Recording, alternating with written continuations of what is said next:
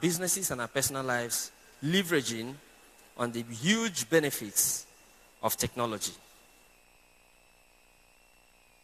All right, I think I have people seated right now.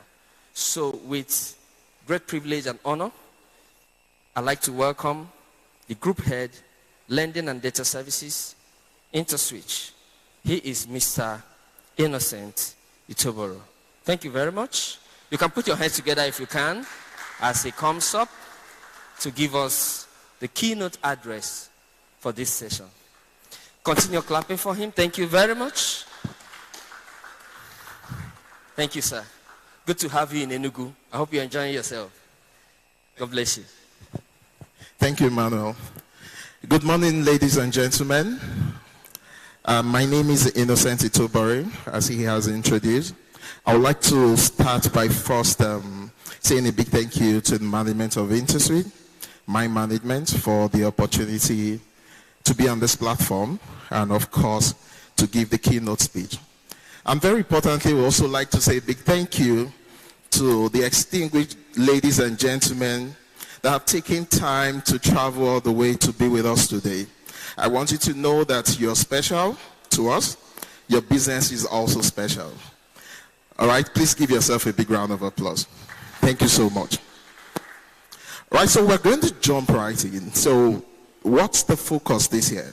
As you all know, this is TechConnect 3.0. Like we always do every year, we spend the whole year round looking into the industry, opportunities and challenges, how we can better position you, our partners, as your technical partner. So this year we've come up with ways to make sure that as a business you adapt, you are also able to scale, because whatever you are doing as a business today, if scalability is not guaranteed, it's a concern. And how do we want to do this? We're also looking at how you advance using fintech to drive your business. And over the years, our team has evolved around partnership, collaboration. How can we move forward? What is also important to note is the fact that as key players in the financial sector, the financial economy pretty much lies with us. So if you succeed, the economy succeeds, we succeed. So as your reliable partner and foremost in the tech industry, we have taken that responsibility to think for you, to look and pull insight that would help you make more informed and better, business decisions. Also bringing in some level of capabilities, enablement that would help you thrive as a business. So today, it's not just about listening to us. We want to interact. We want to hear you. We want to take feedback from you. We want to share with you what we see in the industry, what we think we can work together to change to deliver value to the market, and taking your feedback to further improve what we have, okay, to make sure we keep serving you and serving the African market.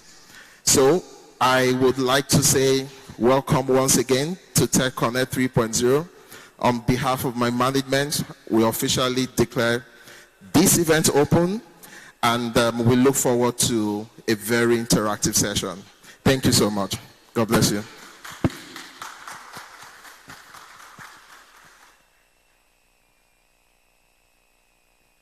Thank you, Mr. Innocent. Innocent has given us an innocent speech that will help us relax and enjoy this session. Thank you very much. And once again, we're moving on very fast without wasting any further time so that we can maximize all that we have to do. We're going to have another presentation.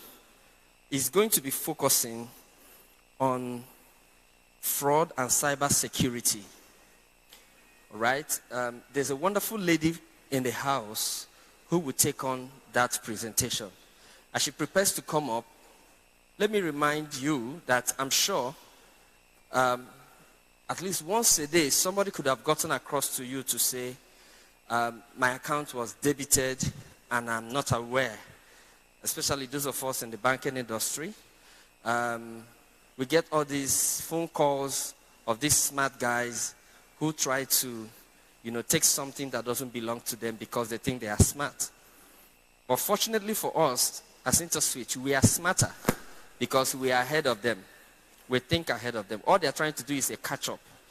So we want to unveil to you today some of the things you need to deploy as a bank or as an entity that has the responsibility of securing the data and finances of your customers or your clients.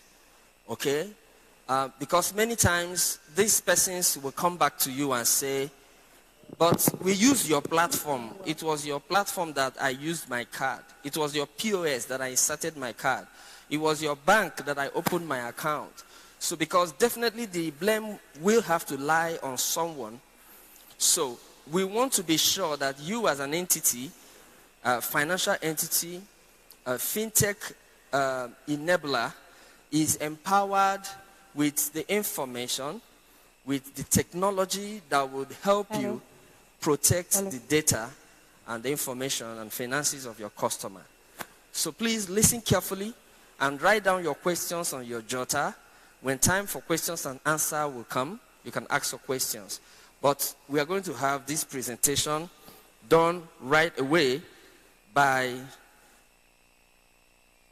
the head of retail payment services, Interswitch. She's already here. Her name is Susan Fadipe. Please put your hands together for the lovely lady from Interswitch. Thank you. Interestingly, I think I want to stay. I don't climb the pulpit today so I can be very close to the people, right? Good morning.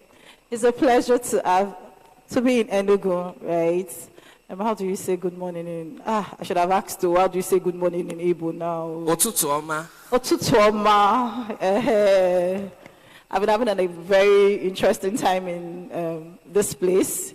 Enugu is very hospitable people, warm people. I'm just waiting for them to teach me the Igbo properly so that by the time I go, I just say, hey, Kedu, Imela. That's the little I want to be saying now, right?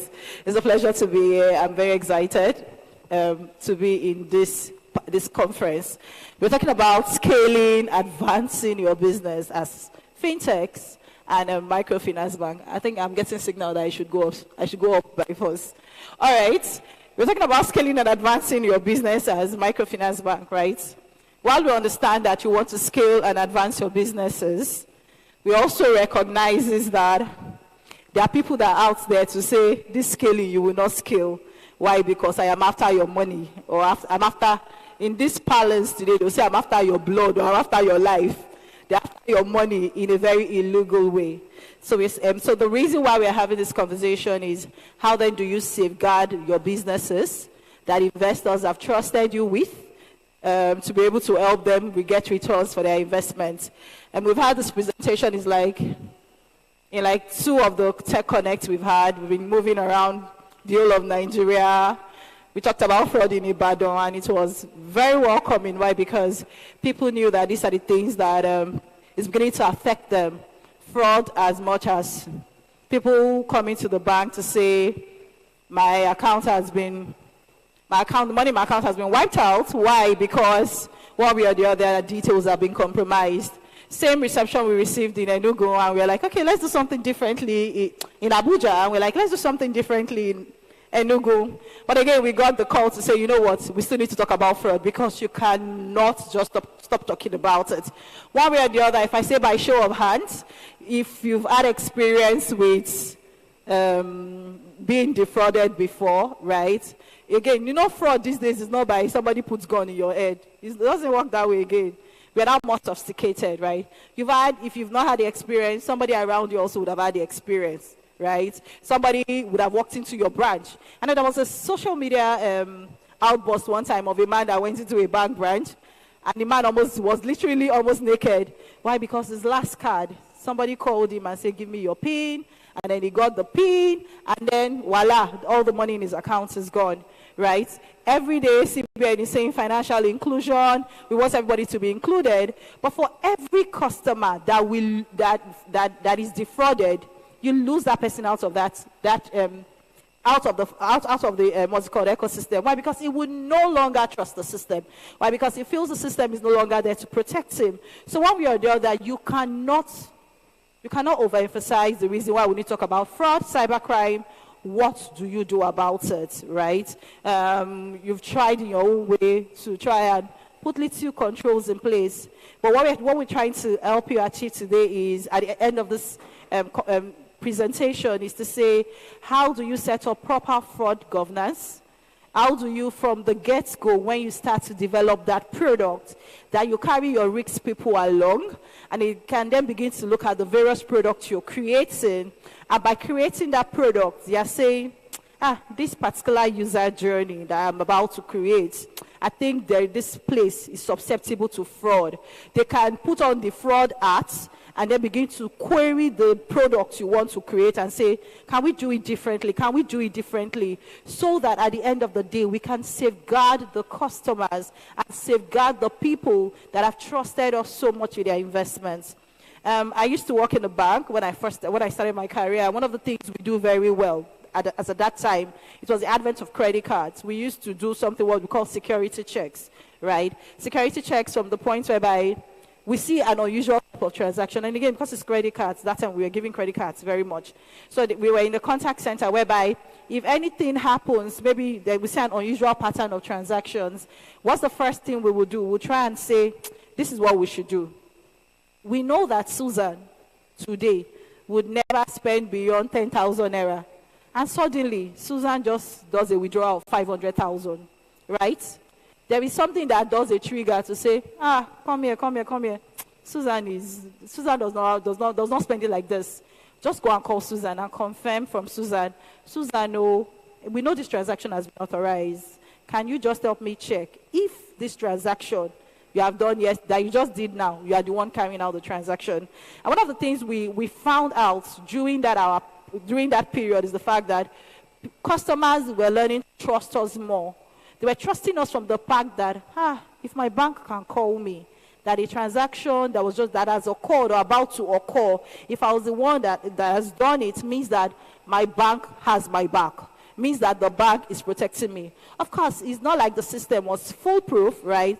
But at the time, if something really actually happened, they literally can come up and say, you know what, this must have been a genuine mistake. Because yesterday, 2 days ago, they had a process in place that they used to notify me to say something about fraud is about to happen or has happened in my account. And then they can then take proactive risks to ensure that the next one does not happen, right? So these are all the things we're saying, the little things you can do from your end. You know, sometimes we can always say everything is technology. But again, in my conversation and in my presentation, you begin to understand that it's even way beyond technology. As much as your hiring process, the person you're hiring, are you doing a little bit of background checks? Where is he coming from? Where he left? Did you know if he stole money? Or you are so desperate for a staff that you just felt that, oh, please just come and work for me without doing any checks on this person. And by the time he comes, then before you know, he's taking all your money and it's gone, right? In other words, if me and you, we hire right, if me and you would do a bit of background checks on our customers, simply means that we would have succeeded in reducing fraud to a reasonable extent. And the things we'll be dealing with will be very, very limited. So again, which is the whole aim of this conversation. So we'll be having conversations today, right? So in my presentation, one of the things I try to do is to say, okay, fine. This fraud, is it just starting today? How has it been happening all this while, right? Because as we begin to innovate, and do new things, I'm like, I need to grow, I need to scale. Now, banks we just want tier 1 license, MFB, are doing big things, right? What do I need to do, right? So that I can also go miles ahead of the people that all they want to do is sit down and defraud, right? In Lagos in particular, I know there are places, I've heard not, maybe in social media spaces where all they see is sit down and groom guys, right? We know Yahoo, right? They sit down and groom guys on how to really be properly groomed to defraud people. So if these people that are fraudsters are very intentional and are doing things themselves to see how they will defraud you, so why will it be you that have much more at stake, why won't you then do things differently and intentional to be able to safeguard your business, right? So again, we started from where? Innovations, as many things are happening now. But remember in the cash-based era, during our parent times, those days, I'm sure most of us would be like, armed robbers have reduced now. Unlike our parent days, right? While I was small, I remember how we would have to lock our door, bolts everywhere. Why? Because we know armed robbers can come to your house, right? Why? Because they know you have cash in your house. Then we're in a cash-based era, right? We've made a whole lot of stride and a whole lot of step from going out of the cash-based era. What was the type of fraud you were seeing there? More was gone. Armed robbery was on the increase, right? But as then innovation came, then the next thing we did was we went to the paper-based era where they're issuing checks. We know what checks fraud was like then. Dot checks. Someone will forge your signature. There was always the popular place then in Lagos. Oluwole, there was literally no signature that could not be forged there. That was the type of fraud that was happening there, right? I'm like, okay, maybe this check is the problem. Let's innovate and do something else. We went to the card-based era. And when we started with magnetic stripe.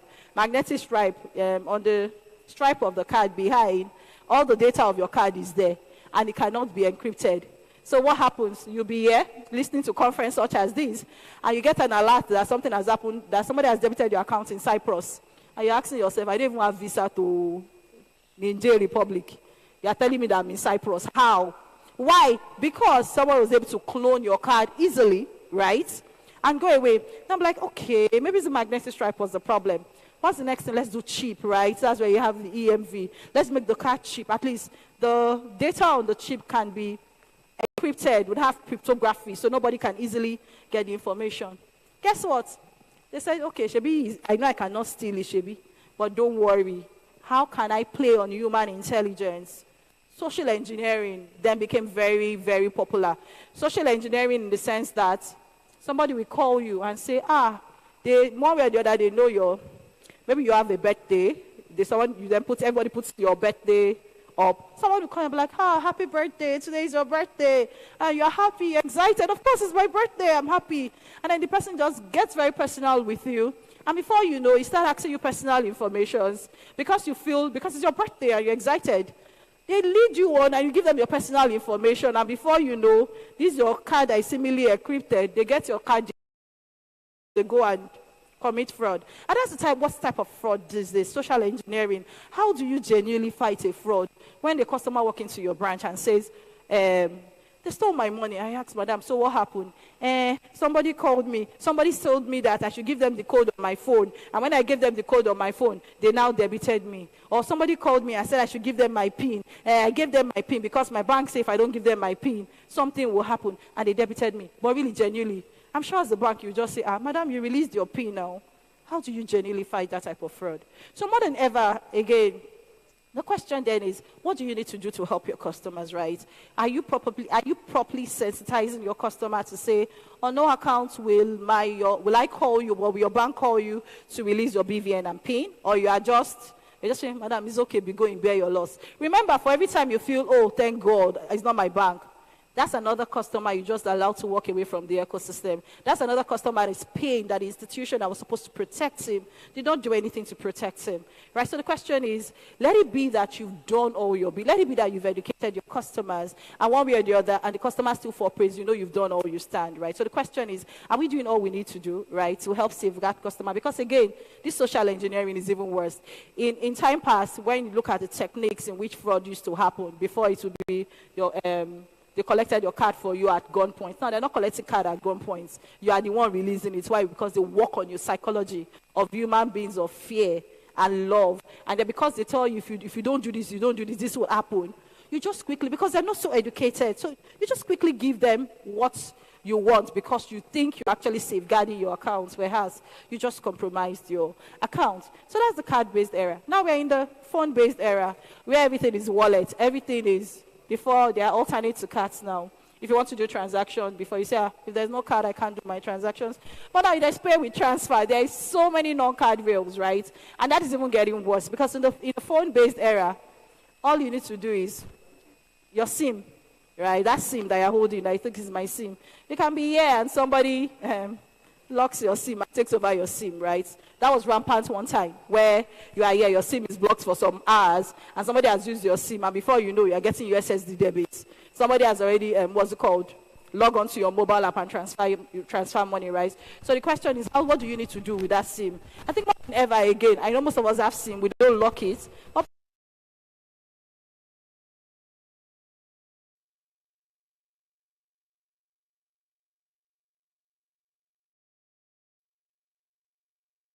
Mobile number matches.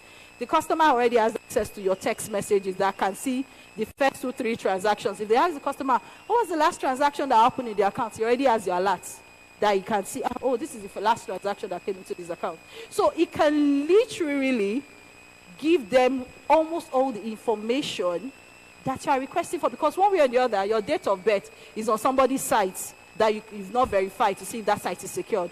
Your mother's maiden name is another site that you have given to somebody. By the time they had those information, they literally have all information about you. So what can you do from the little one you are doing here? Maybe first again is try and password your SIM.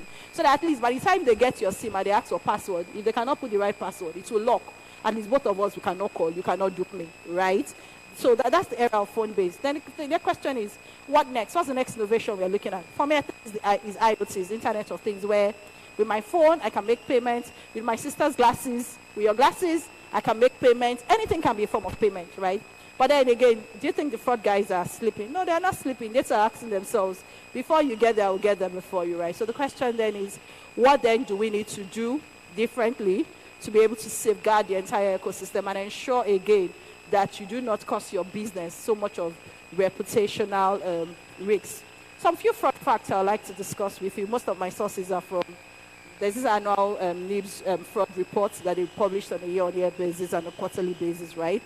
Most of this data are industry data that are published one way or the other in FIT and in NIBS, on NIBS annual data today, right? One of them is to let you know that 93% of the fraud that happens today happen online. Genuinely so, right? Cybercrime. And that's because, again, we are in the tech age. Everybody are hacking you information. They send you an SMS, click on this link. Just like yesterday, for active Twitter users, you were seeing where Act was trending, and that was because Donald Trump Jr.'s Twitter account was hacked. And what's it called? The person that hacked the account was sending some very interesting message. Oh, my father is late. I'll be the one applying for presidency in 2024. That was just yesterday, right? So if a Donald Trump Jr. account on Twitter is already hacked, who is me and you, right? I'm sure they've put in all necessary security process. But one way or the other, it was still hacked. That's on the social media space. So when first attempt to attack you, they don't really attack you. Some attack you for reputational purposes. Some attack you because you genuinely want to have access to your financial transactions. So 93% of this transaction happen online. So how do you safeguard online fraud? Do you have requisite tool today within your organization that can help you go light years ahead of those people, right? Then the other one that is very popular is chargeback. And I'm sure most of us can relate, right? The new type of chargeback fraud is because they know that ABC Microfinance Bank, their reconciliation team is very, very busy. They are very busy. Or their settlement team is very, very busy. Whenever they log chargeback, instead of them to with speed respond and say, oh no, customer got cash, customer have not gotten cash, or quickly engage the merchants, give me evidence to show that you've parted with goods. They're very busy. Chargeback that is supposed to be responded to within 24 hours or 72 hours is not responded to. So what happens? The money goes back to the issuer, and the issuer gives the customer back the money, right? So this is a customer that actually went to buy something. He got value. But because you know you are very busy, you will not respond to chargeback. He knows if he logs that chargeback, he will not respond. So you go with the goods, number one. You will also get back the chargeback money. In other words, the customer will be paid, would have gotten value twice at the expense of the bank. And interestingly, this type of fraud, unlike the other one that happened whereby you get an alert, and the alert will say, oh, somebody just debited me, right? At least that one is the customer. You quickly run to your bank and block subsequent one. For chargeback fraud, it can go undetected within good 6 months. And by the time you detect, they'll say it has gone. The money have gone. Why? Because you are now at the mercy of the issuer to go and be begging the other guy to say, please give us the money back. Of course, the guy is a fraudster. So when he gets the money, what does he do? He moves it out of the accounts. So you as the acquirer, you're the one bearing this loss. So the question is, who is responding to your chargeback? Who is reconciling your books for you? That's what reconcile payable and GLs that you have. What are you going to do about it, right? Are you just going to do it as business as usual, considering the fact that this is a new fraud that is currently growing, right? And it's even both ways now for the acquirer or for the issuer, where a customer would do to you, your staff would also do you, would also commit fraud on your behalf, where they log 5 chargeback claims, give customer 3, and they pocket the remaining 2 in their accounts. But again, you don't have good internal control. Internal control, those people are stressing me. I beg, I want to grow my business, right? That's all that counts. But you're growing your business at what expense? Because by the time you determine this fraud, you're already gone in millions of naira, right? That's a very, very popular one, right? That is also very happening. And to also show that within the corporate space, right, 96.2% of the fraud that happens within the corporate environment is due to weak internal control governance. I trust my staff. Only him is the maker. Only him is the advisor. Only him is the one that would move money. Nobody checks it. He's been with me for a very long time, right? And that's because, again, we think trust is internal control. Trust is not internal control.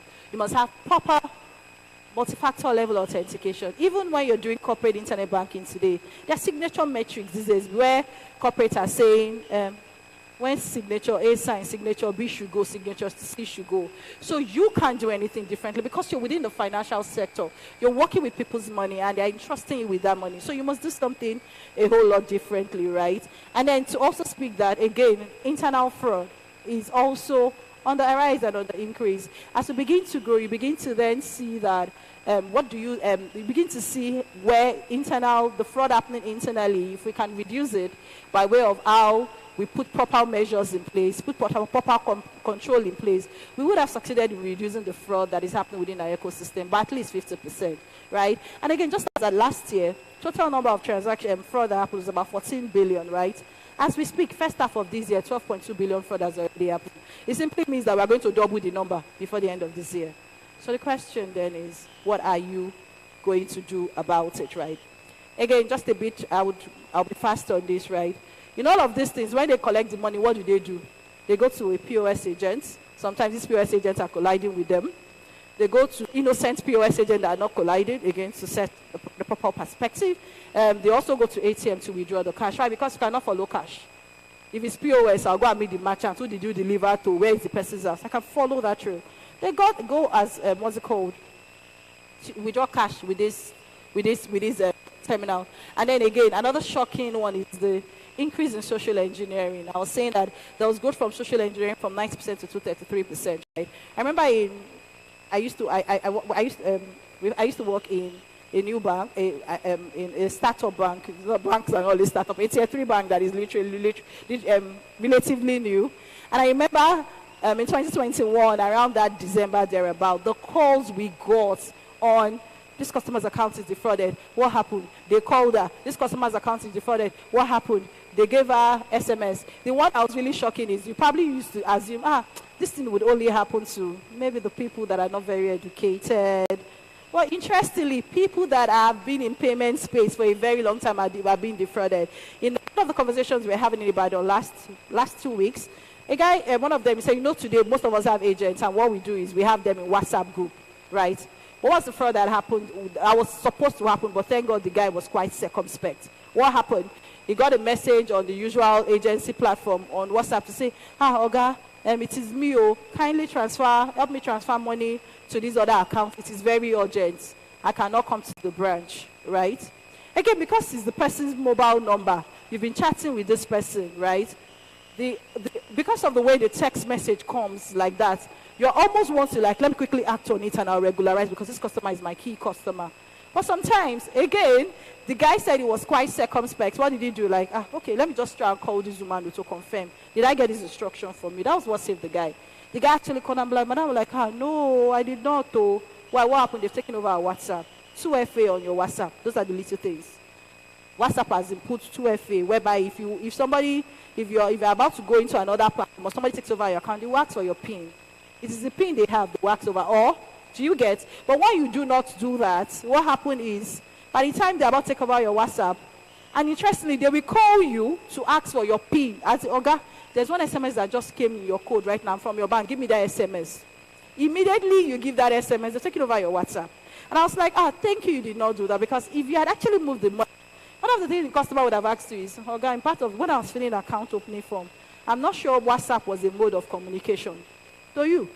So as you begin to take instructions as back, please note, WhatsApp is not one of the mode of communication for financial transactions. So you have to be very, very careful. Before you transfer that money, before that guy that you think is your friend tells you, help me transfer that money to Mr. A, my internet banking is acting up, call that guy. That's the new type of fraud. You just get a call from a chat from a very familiar person, your brother-in-law. Mostly people are abroad. Especially those people from my brother. Like, quickly help me transfer money. I cannot access my bank Nigeria account right now. Please call them. Most of the time, those transactions, those are really fraudulent transactions you need to watch out for. And then where is the majority of this fraud happening? Of course, I was trying to check Enugu. I think Enugu are good people. They don't really do so much fraud in Enugu, at least in the top 5 states. You said, maybe my data is wrong, but from the data I have, or at least Enugu is not among the top 5 states where this fraud are happening online. Maybe it's fiscal they are doing, but the one that is happening online, Enugu is not among the top 5 states, but at least within 1,000 to 2,000 fraud is committed online within the state. So it's relatively, again, based on the data I have, data is subjective, right? But again, fraud are happening all the time. Lagos is the highest, followed by Abuja, Rivers, Edo, and the like. So Enugu is kind of very good place and safe place. So to my Enugu brethren, please keep up the good work and let's reduce it further, right? So we've talked about all those fraud facts, right? And where this fraud is happening, POS, ATM, web, and the likes, right? And then this my slide, I don't know how much you can see. I was talking about the techniques that they use to defraud people today. If you see this down, I'm not sure if you can see properly because I'm actually struggling to see it too. This down is social engineering. You can see how social engineering between 2021 and 2022 is growing astronomically. In other words, it's just like saying, when we say our soldiers are not fighting those guys, Boko Haram, very well. But how do you genuinely fight somebody that is saying that is ready to die? Do you understand? So in other words, how do you genuinely fight a fraud of a customer that genuinely gave out his PIN, that genuinely gave out his information? In other words, for you to combat this social engineering, you cannot overemphasize the importance of educating your customers. Please educate them in the language they understand. Educate them in Igbo. Educate them in Yoruba. Educate them in Hausa, in the language they can relate to. Sometimes you speak too much English. There is no better way somebody can assimilate an information better than the language is comfortable with. That's how you find out in the West today. If you go to to Asian countries today, you go to Chinese and the rest, they teach them sciences and all in their language in Mandarin. They don't try and teach them in English because they know that if you can conceptualize it in the language that you're comfortable with, then you can innovate very well, right? So in other words, educating your customer, if it takes you to call them every day, if it takes you to send them text message, just know, as a bank or as a fintech, I will never, as you use the word never, ask you for your BVN, ask you for that code that you receive, ask you for that PIN over the internet. It would really help in at least combating the social engineering that you have. And again, as I always say in my other slide, is for all of you that will always use your your birthday as your PIN on your mobile app. Okay, do well done, right? Because by the time you say, oh, thank God, today is my 60th birthday. That first I'll be laughing. Okay, if today is the 60th birthday, means it was born 1954. On this day, on this year, they can literally guess your PIN. And again, from my conversations, literally about 40% of us are very guilty of it, right? So today, if you are seeing this all as you are listening to me, please go back again, go and change it. Go and use something else. Don't use your child's birthday. Don't use your wife's birthday because they would always know it, right? And again, all they need to do is permutate 1, 2, 3 times. They've gotten you, right? They'll say they've catch me. Don't let them catch you. For something you can easily avoid by yourself. So try to also look at within the entire industry, right? Try to look at the manufacturing sector, government sector, and all the sectors. What is more common? Customer fraud and cybercrime. I've said all this plenty grammar. Don't let me fear you. This woman is just there to make us scared, right? But before we get to what do you need to do, right, I was trying to say that we all have a role to play, right? If you try to look at fraud statistics of who are the people that currently perpetrate fraud, it was said that 43% of fraud that are done is done by external people. That's the people that don't know you. Shebi, they don't know you. 43%. You ask yourself, 57%, where are they, right? 31% are perpetrated by internal fraud, the people that know you, your staff, the people that work for you, maybe even yourself. You don't know you are doing fraud on yourself. There are ways you can actually do fraud on yourself when you do not have proper fraud control, or you are the one that will set the fraud rule, and yet you now still be the one to tell the teller to post it and come in and regularize later. It's indirect. Because you are the boss, they will obey you. But the guy just says that, okay, if my guy can be telling me post it means I can actually post it. I can do dry posting. That's what you just told the teller. Then he goes and does dry posting into his accounts.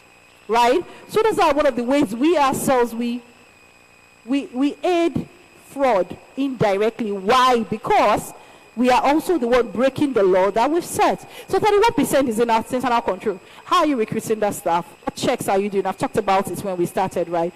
And then 26% is collaboration between internal and external. It simply means if we can succeed in doing the right thing here, have two-factor authentication, have multi-factor authentication, do proper background check why did this guy leave that company, has he committed fraudulent transaction before. If we succeed in reducing the 31% drastically, it means that this 26% would also reduce. In other words, the fraud will be probably fighting with just 50% of what is currently happening. So we all have a role to play. It does not necessarily have to be technology. The little things you need to put. Empower your risk people. Empower your internal control to take certain decisions. Sometimes we feel that they're anti-business. They don't want you to grow. They're always too stringent. They're stringent because they want to help you protect your business. So empower them so that they can also help you reduce this. Reduce that. The fraud we're probably looking at is 50% of what the fraud would happen. These are some fraud cases I want to stay. We already know the impact of fraud today. Negative impact on your business. Reason why most times people don't like to report fraud, because like if I report it fraud now, they'll say my bank is porous, you keep it. But the problem is for every time you keep that fraud and you don't say something else, they go to the next person that would also keep quiet, right? And then they defraud the person. But imagine an ecosystem where every fraud that is happening is being reported online, whereby as a fraud occurs, is reported online, and it's reported online before the next fraud occurs. The other person go and check, has this fraud been reported, has this pattern been reported, and then you check that this is a new pattern though. It then can then begin to apply the necessary control so that they can reduce the fraud. You will be shocked the impact that fraud will drastically reduce. Why? Because that BVN that you have used to open your account, how many of us have gone to check? Is it part of the BVN watch list? Of course, there's a BVN watch list whereby if fraud has happened today, I will show you this where the CBN regulation or NIPS circular, where you can go and report that BVN, that this BVN who just committed fraud. Imagine if you report that BVN, and when you want to onboard a customer, you go and check BVN watch list. Is this customer part of BVN? Is it part of my BVN watch list? You may see that it's part of BVN watch list, but you do not open account for that person. Do you know you succeeded in just saving yourself another attack? Why? Because you've been able to do the right thing, to check, and again, we've reported the right person, and been able to safeguard and remove one fraudster away from the system. We all can all do that and have a role to play. Regulatory sanctions. Of course, we all know. CBN will say, for every fraud that occurs and you report, you should have it as part of your annual reports. And besides having those frauds constantly on your annual reports, investors are asking you, most of us that are fintechs that wants to go for Series A or B, investors are asking you, what are you doing about this thing? It means that your system, you need to be able to do something about it, right? It comes to regulatory sanctions, right? Of course, customer attractions. Customer will feel you do not have their back. You cannot protect them, and they do what? They leave. All those things are, and possible litigations, most of them will take you to court. Take us to court. Why? Because they feel we've not helped safeguard their information, right? We already know these are all the impacts that happen. Now, what are the likely type of fraud, right? Identity fraud. So a common one I've been using to give example is my driver, he told me to transfer money into his account, and then I transferred money into one of our accounts he said I should not transfer money to because I was very busy. And I asked him, okay, Augusta, I did not transfer into this your main account, I transferred into that account. And she goes, oh no, madam, I told you don't transfer money into that account. And I'm like, Augusta, it's your account now. And I said, my brother actually collected my phone, borrowed money on my behalf, with the account and move the money away. In other words, when I transferred money into that account, I just upped him pay back his loan. That's a type of identity fraud, because the person that knows him was the one that collected his phone. He impersonated him, borrowed money, and moved the money away from his account. And one way or the other, most of us can relate to that type of fraud. That's that type of identity fraud. Friendly takeover. Your friend knows everything about you. He takes over your account. And your money is gone, right? And then you have SIM swap, right? Where your SIM, you've done the SIM swap, or some of us that we've not used our SIM for a very long time. Then they move, then the SIM is assigned to another person, and before you know, that person can then do USSD into his account that he does not have. So for the very moment when you are going to swap your SIM, or you're going to stop using that SIM, please go to your bank account and tell them to deactivate that phone number from your account. Because if you do not do that, that number is assigned to somebody else. That person literally, by doing USSD, can have access to your account. Why again, USSD is checking this mobile, is this message coming from the phone number I can relate with, right? So we have processing fraud. This one is more like the card management system that is hosting your data is being attacked, right? So while you're processing transactions, fraud starts to happen. Being attacked, some fraudsters, all they just do, you know, in the age of artificial intelligence, before, when fraud wants to happen, maybe it's one person that is trying to orchestrate and do plenty of things. With AI now, with just one command, thousands of instructions is sent to different systems at the same time. In other words, it is instantaneous. You just see multiple attacks on your being, right? And if you don't like it, they simulate your being. They know how your being pattern is like. They try and simulate it, and before you know, they get a being that is a being that they can totally relate with, right? And then compromise begins to happen. Chargeback, I already talked about chargeback fraud, right? For that one, again, agent and customer collision. You need to begin to watch that there's this particular agent that the chargeback from that agent is very high. Watch out for that agent. That agent will be your best agent. You want to ask yourself, what actually is this agent doing differently? You should begin to have data. Again, data is there. Sometimes we have all this information. Sometimes it's what you do. How do you mine this data to speak to you? You have lots of chargeback. But you actually observe that this particular agent, there's always chargeback, or there's this fraud coming from this agent.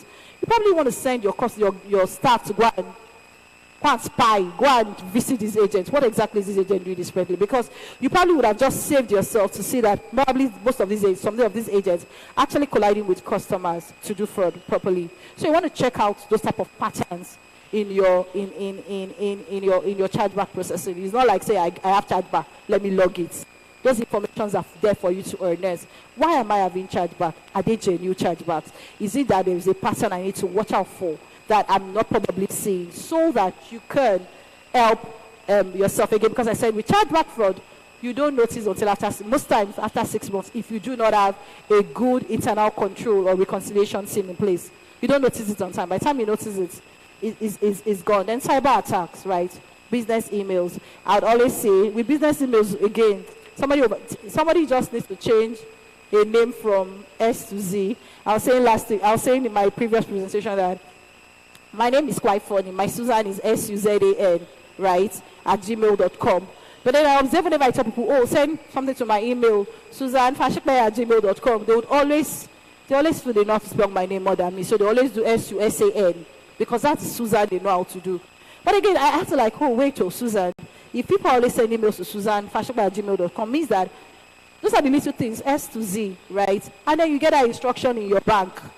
Susan that sent me that instruction. You go and act on it. Why? Because you just assume it is Susan Fashikbe, and you assume that's how my name is spelled. So what did I have to do differently? I just went to go and open another email address called Susan with S. So that at least if you send me an email and it's SUSAN, because that's how you think my name is spelled, I will still be the one to receive it, right? But if I wasn't circumspect, or I wasn't looking at, fraud could happen that way, trust me, another email with Susan Fashikbe will be opened.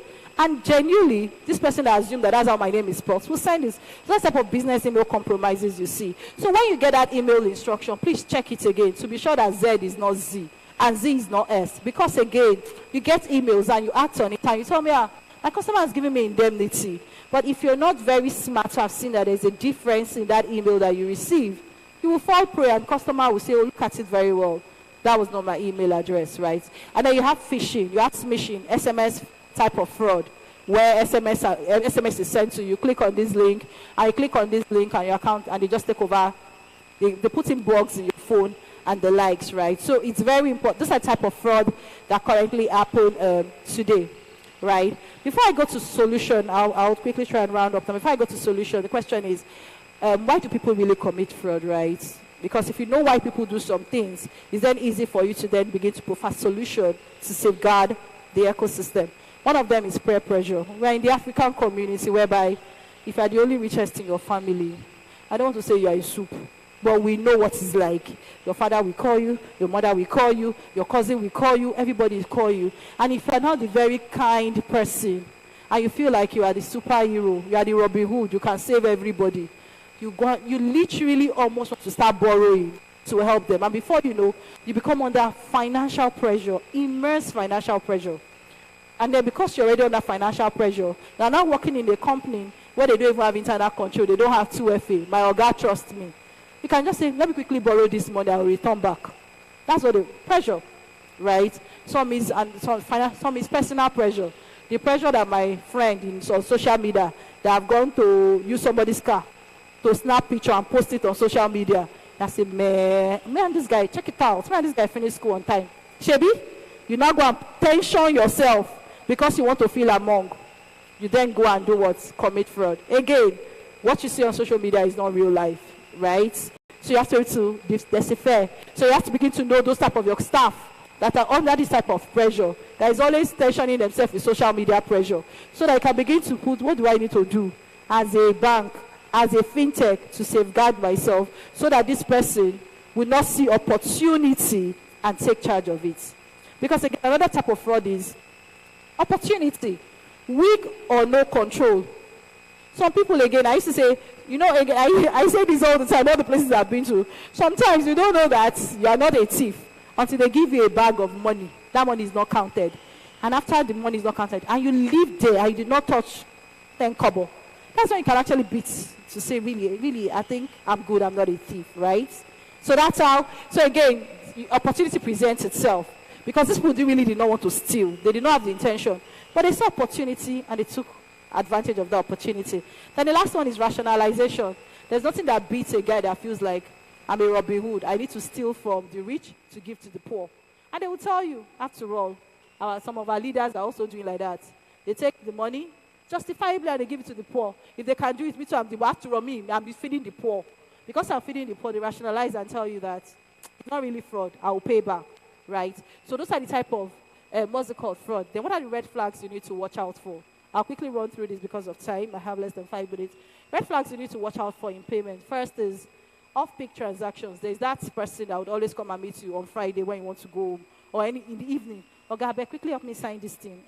It's very urgent. They always come to you at that time, off-peak. That time when they know that our parents will say we lose guard, right? We just want to quickly go, Oga, sign it. Because you feel, oh, it's an HNI, you just quickly sign it. Just like fraud happens very easily like that. So the question is, if you observe that it's off-peak, tell them, please bring it back the next day, it will not die. Or you wait for me, let me sit down and digest this information before I go ahead and do what? Sign off that instruction, right? Then also unusually large orders. Your fintech say, you ask yourself, man, I just got to see, I need orders. And suddenly, a transaction just comes. 1 million, this from a customer that is selling airtime of 10,000 naira. And I'm like, oh God, we thank you. No, go and check it before you thank God. It may just be fraudulent transactions, or usually large orders from a particular set of merchants that you know is transaction type, right? High velocity of transactions. The customer is just doing transactions back to back to back. In less than 10 seconds, less than 10 minutes, 10 transactions have gone through. They're red flags. You need to watch out for them, right? And then you're also looking at zone hopping. A customer just did a transaction in US now. And less than 2 hours, the same transaction is happening in UK. Even if you're going to travel from UK to US, please, it's not 2 hours. They do zone hopping. Those are red flags you should watch out for. Even when you don't have, you should be able to have little solutions that they built for you that can help you flag out this type of transactions so that you can quickly block that transaction and go do what? Call your customers. Then for core banking, which is more of internal fraud, you know all of us that have those internal accounts. I don't want to ask, if I say how many of us have that unreconcilable internal account, and when you ask your settlement people, okay, it's a settlement file, oh. That settlement file is not balancing. That's why. Go and check it. Because the settlement file is not balancing, they have piled it up and piled it up. That GL is not reconcilable. And before you know, because they know you cannot reconcile it, even when you bring in all the auditors come and look at it, it is the more they look, the less they see. They are beginning to move out money, right? You need to begin to watch out for that internal, what's it called, GLs. Dormant account, suddenly, account have been dormant for a very long time, you just quickly activate it. And in less than, account have been dormant for 6 months, suddenly one big money eats the account. I'm like, oh yeah, float is coming in. Check it out, it may just be fraudulent. Because again, for a dormant account, once it's activated, you want to check first, did they really activate the account? Can I transfer money away from it to be sure that they've done what they need to do? Before that big money would come in, you need to check it out, right? And then I've talked about internal accounts and GLs. Those are the red flags you need to watch out for, right? Then for employees living beyond your means, right, it's very important that you watch out for those type of employees, financial difficulties, and the likes. So what do we need to do? First is proper fraud governance, fraud risk assessment. I think, again, for us that have merchants, we need to begin to class our merchants under, these are my merchants, who are they? Some of them are high-risk merchants. Focus on them. Some are low risk. Some are medium risk. Classify. Same way you should classify your customers. Because in classifying those your customers, you can know what is acceptable for this class of accounts. What is acceptable for this class of accounts. So that if anything unusually happens, you can easily do what? Flag it and get information for you to be able to process. Then user access management. Who have access to your system? For some of us today, our staff have left us for over 1 year, and their profile is still active on our system. Who is blocking that guy that has left? For user access, who is assigning roles and responsibility to guy? Does one guy, because HOP is not going to be around, one guy quickly, just don't worry, just give me maker, just make me maker and checker. Just one guy. Why? Because you trust the guy.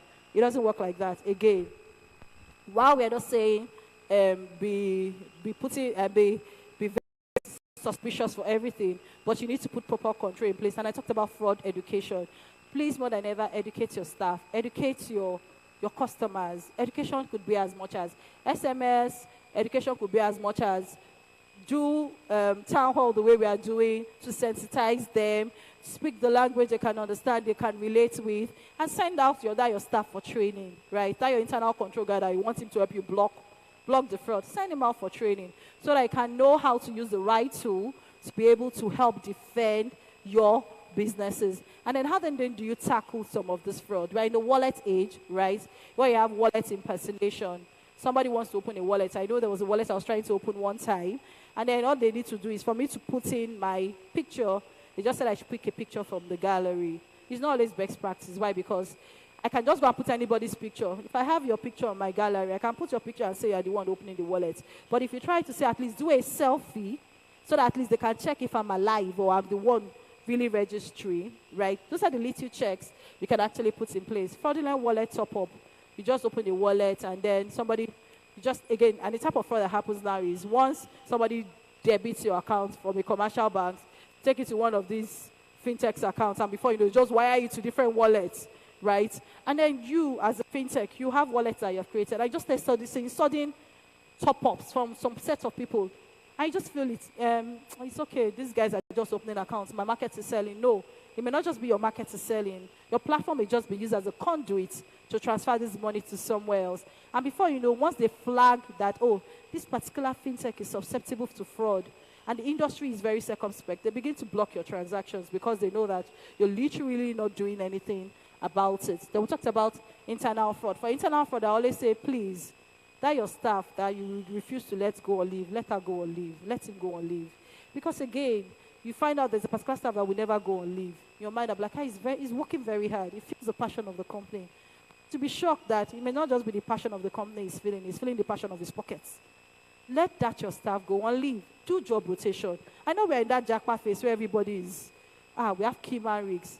Forget that key man rigs. Trust me, it's only 1 week. You will look like your company is going to break. It won't break.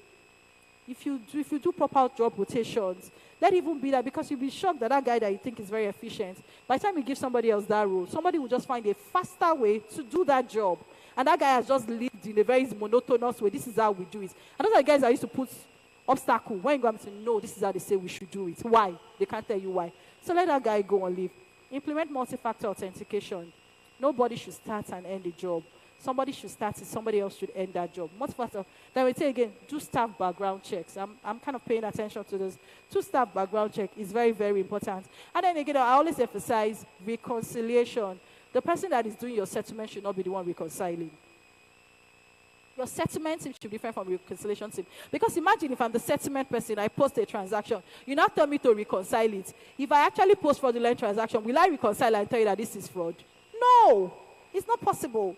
I know we are all trying to say we don't want, we are short staff. But again, there are some critical roles that you should not joke with. Your chargeback person, the person chargeback, should probably not even be the one doing settlements. Should probably, again, not be the one doing your reconciliation. And your internal control should be separate, so that by the time 4 of them, it will take 4 of them to connive, right? For it to happen, because they know you already have that check in place, right? We then have what's called chargeback fraud. I already talked about chargeback. Constant monitoring. As fraud, even if there's no harm in our CEO when they come, have you responded to that chargeback today? Let's even be like, have you responded to that chargeback today? Let it be part of the conversation you want to be having, right? Again, because again, if you do not do that, there'll be issues. And then I'll say penalties. I think one of the issues again is we do not penalize easily, right? Because they know that as a company, you don't want to take them to court. You don't want to penalize. You let it pass. Because you do not penalize Sister A, trust me, Sister B will do it, because they know at the end of the day, you will do what? Let it go, right? So in summary, I was just trying to say, for the strategy for fraud, which I would always say, apart from some of the preventive measures I've talked about, is we need to set the right tone at the top. I talked about it, right? You are the boss. You are the one that is saying, do not do this. And then you are found doing the same thing. It has to be that if you allow your internal control team do the right thing, you abide by it. And once they see that the boss can abide by it, there's literally no one that will not abide by it. Why? Because the boss is abiding by it. So it's very, very important, right? Develop an anti-fraud policy, not by developing policy like we usually do. Let it be implemented. Ensure that it is implemented, and you also do what? Abide by it, right? And then just to do a bit of summary, right? These are relevant fraud regulations. Sometimes you ask what CBN doing. CBN is doing a lot. Just the same way in Nigeria, we have laws. Our problem is the implementation of the laws. There's so many laws that have been set up, right, to help safeguard the ecosystem. This is me trying to reiterate to say, these are some of the regulations that CBN have set, right, where we are saying circular of establishment of Fraudex. Every fintech and every MFB is supposed to have what? A Fraudex. There's a circular. Please go and read it. We also have, there's also an industry reporting portal where you're supposed to report every fraud that happens. Please report that fraud, because when you report it, you help the next person to safeguard the fraud from happening. There's regulatory framework on BVN watch list. If there's a particular BVN that have defrauded you, please, this is the regulation. Go and report that BVN, so that BVN tomorrow will not go and defraud somebody else. Implementing 2FA, there's a regulation for that. Again, these are and then there's a fraud monitoring solution. You need to have fraud monitoring solutions. Fraud has gone beyond the one that my eyes can see. People need to use artificial intelligence. The question then is, do you have a fraud solution today that have requisites, that is doing machine learning, that has machine learning language, and what's it called? Artificial intelligence to be able to detect fraud proactively before they do what? Occur. So in summary, as you begin to innovate and as you begin to advance or scale your business, know that it is very, very important to begin to have proper fraud governance, proper fraud framework to be able to help safeguard your business and safeguard the entire ecosystem, so that this financial inclusion drive that we're all trying to achieve, we can easily achieve that drive and grow our businesses. Thank you. Thank you. Please, can we give her another round of applause? Thank you. Wonderful work. Thank you, Susan. And please stand by, because we have some questions for you. Yes, please. You can't just finish speaking English and walk away like that. Yes. Thank you. That was a wonderful presentation. Very wonderful. And she was able to really break it down in such a way that we all can understand it. I feel like giving interpretation to one key point that she kept making, which says that we should educate our customers in the language they understand. Because the truth remains that before any fraud can go through your system, there must be one way or the other, the owner of the account or the person who owns the instrument that the fraud was perpetrated from must have, compromised somehow, one way or the other. That is why when they come to pick up their cards, you will tell them in Enugu language. You tell them in Soka language. You tell them in Abia language. Okay, you do SMS. That's why you need to subscribe to our SMS platform so that you can have cheaper access to SMS. Please do not share your PIN. We don't call you to give us your PIN. And say it in Igbo language, say it in Pidgin English so that they will understand. All right, I have a hand up. Can I have another microphone, please? Ushers, help me. And we have questions from online audience. Please, we are online right now, and all the social media platforms, we are live there. So you can join us, share the link with somebody else to join us. I want to get a question from the online audience. And Susan, please get ready to give an answer. So do we have the microphone now?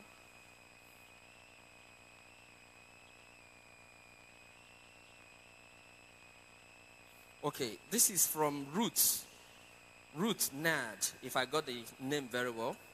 She said, Susan, are you listening? Yes, I'm listening. Thank you. What is Interswitch doing to protect customers' accounts from these hoodlums? On many occasions, the withdrawals from the account is consistent. Even a blind man can see that the transactions are not coming from the owner of the account. In summary, it says, what is Interswitch doing to protect customers' accounts? Okay, so I guess I would have my colleague that will come speak on some of the fraud prevention tools that we have.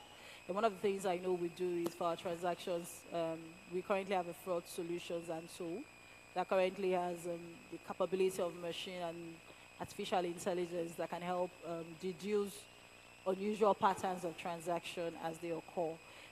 So that's one of the things we currently have, and we're working and partnering with banks to come on board to be able to use that solution to help them not just prevent fraud just from the card payment perspective, but also from the account perspective. Again, from Interswitch perspective, we really do not see all the fraud. So what we can do is partner with banks, give them these fraud solutions so that before it even hits the core banking, they can also do all the necessary fraud checks and then help reduce or eliminate fraud that could likely have occurred. My colleague is in this hall. He would come shed a whole lot more light on that solution as we go. Thank you very much. So I hope, Ruth, you've been able to get that answer. Part of what Interswitch is doing is what we're doing right now to bring this fraud and cybersecurity awareness, which is part of what we're doing with our TechConnect session. So being here today is part of what Interswitch is doing to ensure that you get the information on how to protect your customers, and then subscribe to some of the services that can help you do that, and then eventually do it. So we do it in partnership with you, with the microfinance bank, with the fintech companies, to ensure that customers' money and other information are secure. Thank you. All right, so let's take your question. Please, you do well to tell us your name and your organization, and then ask your question. Good morning. My name is Nkoda Chinedu, Ebonyi State University Microfinance Bank, the head of ICT.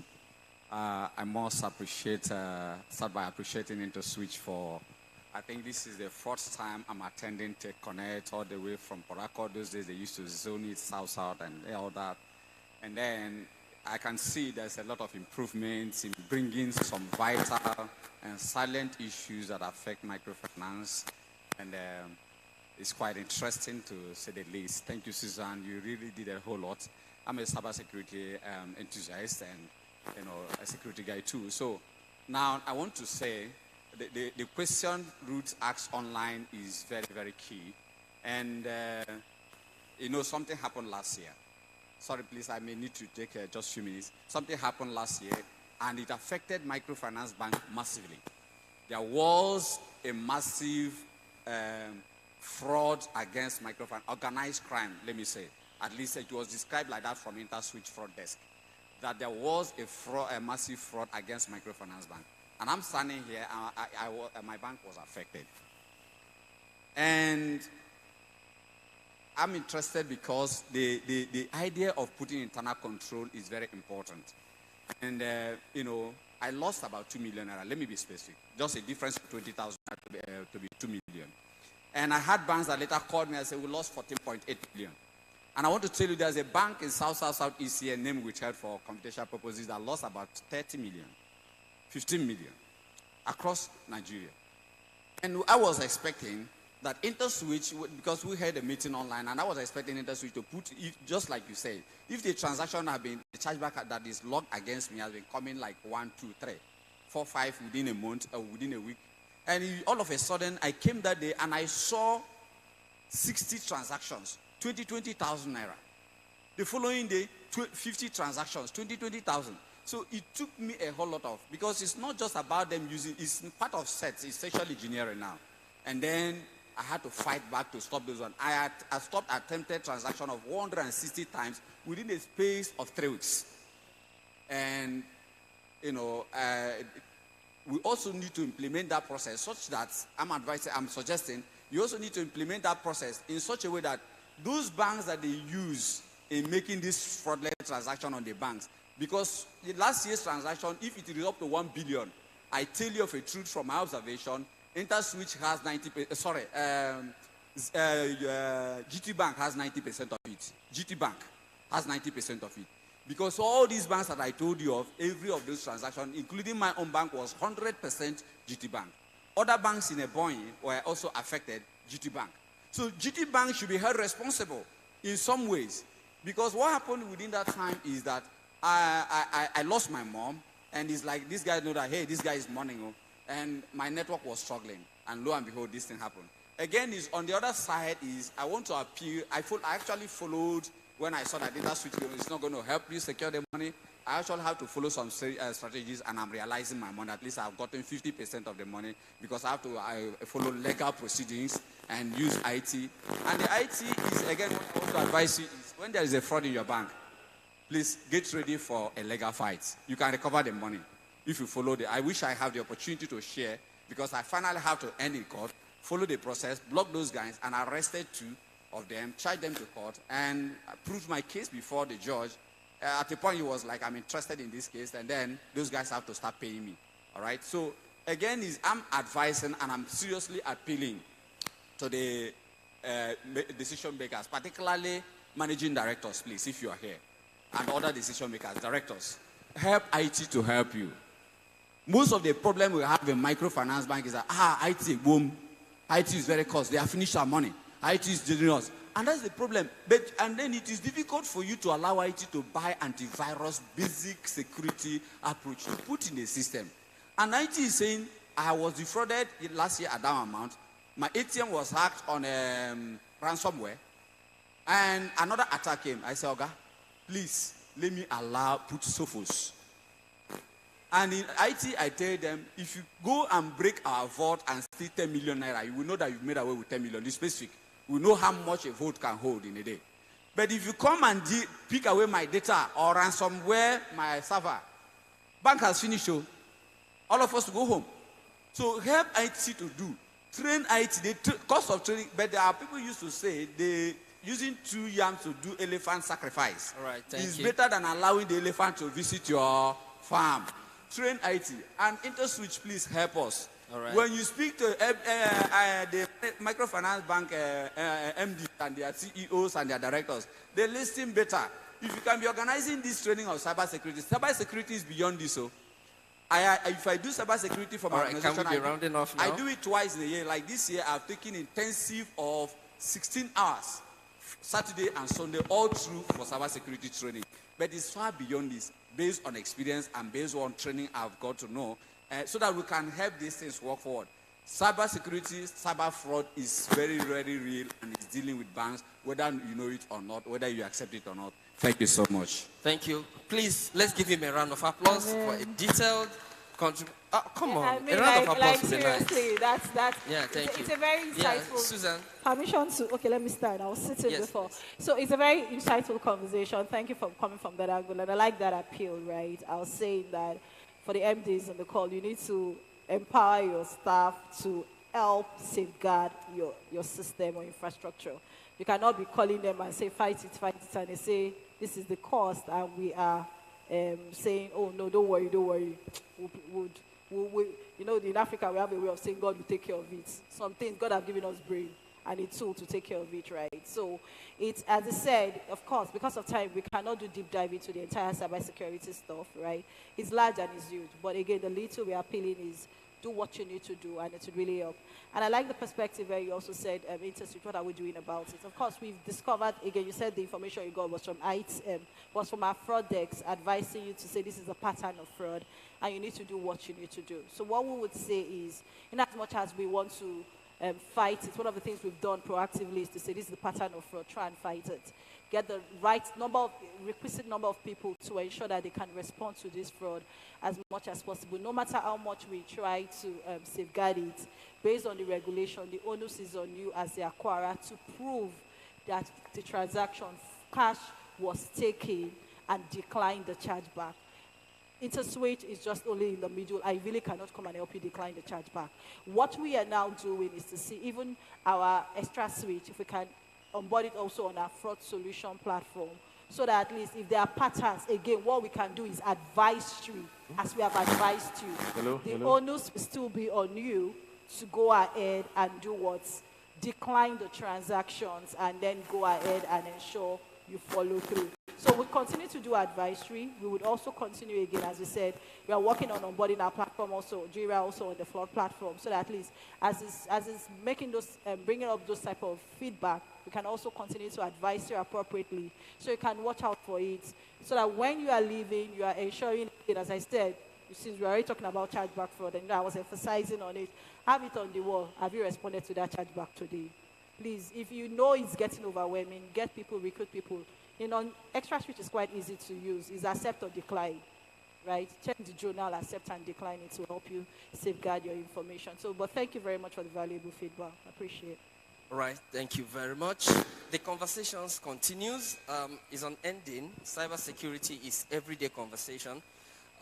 You can't stop talking about it. If you sleep with two eyes closed, then you may never wake up. That means you are dead. So let's all be sleeping with one eye closed when it comes to our financial transactions and our systems.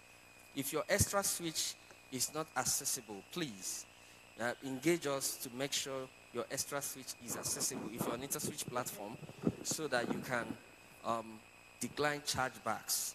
Why they are hitting microfinance banks is because a lot of microfinance banks don't look at their chargebacks. And what is a chargeback?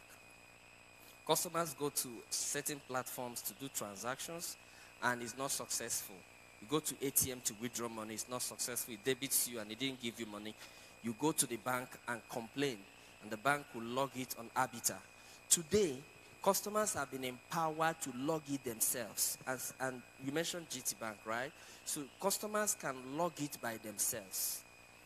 So the banks are no longer much in control of who is logging Arbiter or not. So what the fraudsters may be doing is they finish transaction that is successful. They still go back to the Arbiter by themselves and log it. And that once it's logged on Arbiter, it comes to you as the acquirer, right?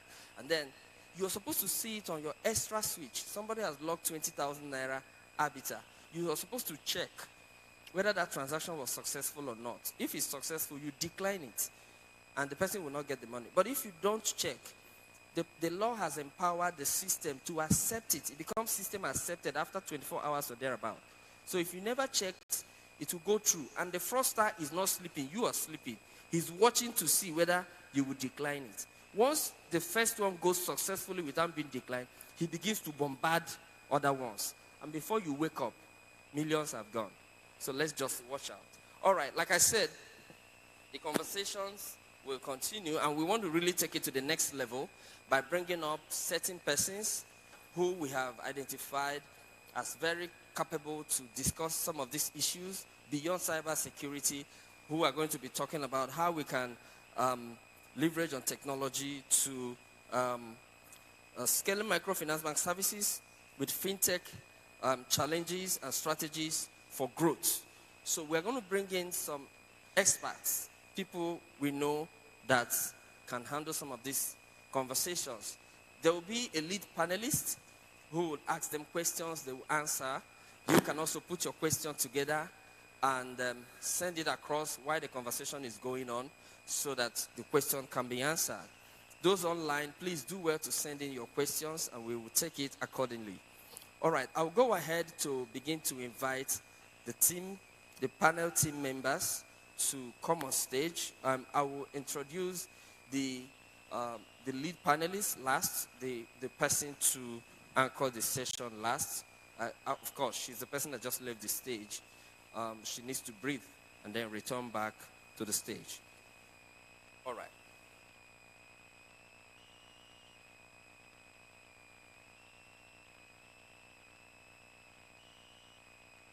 Okay, the first person I want to bring on stage is Mr. Collins Ihanacho. Mr. Collins Ihanacho is a professional sales expert with over 7 years sales experience, having worked in the capacity of state coordinator with Interswitch Financial Inclusion Services, the IFIS business group of Interswitch, a division of Interswitch Limited as a regional sales executive with the Center of Excellence. Collins Ihanacho is a certified member of Lean Six Sigma Yellow Belt. He is a graduate of Institute of Management and Technology, IMT Enugu, from the Department of Banking and Finance. He also holds a bachelor's degree in accounting from University of Nigeria, Soka. Collins Ihanacho is currently the key account manager with Interswitch Limited in Government and Social Services, Southeast Region. Ladies and gentlemen, put your hands together as we welcome Mr. Collins Ihanacho. Please help me put your hands together. Thank you very much.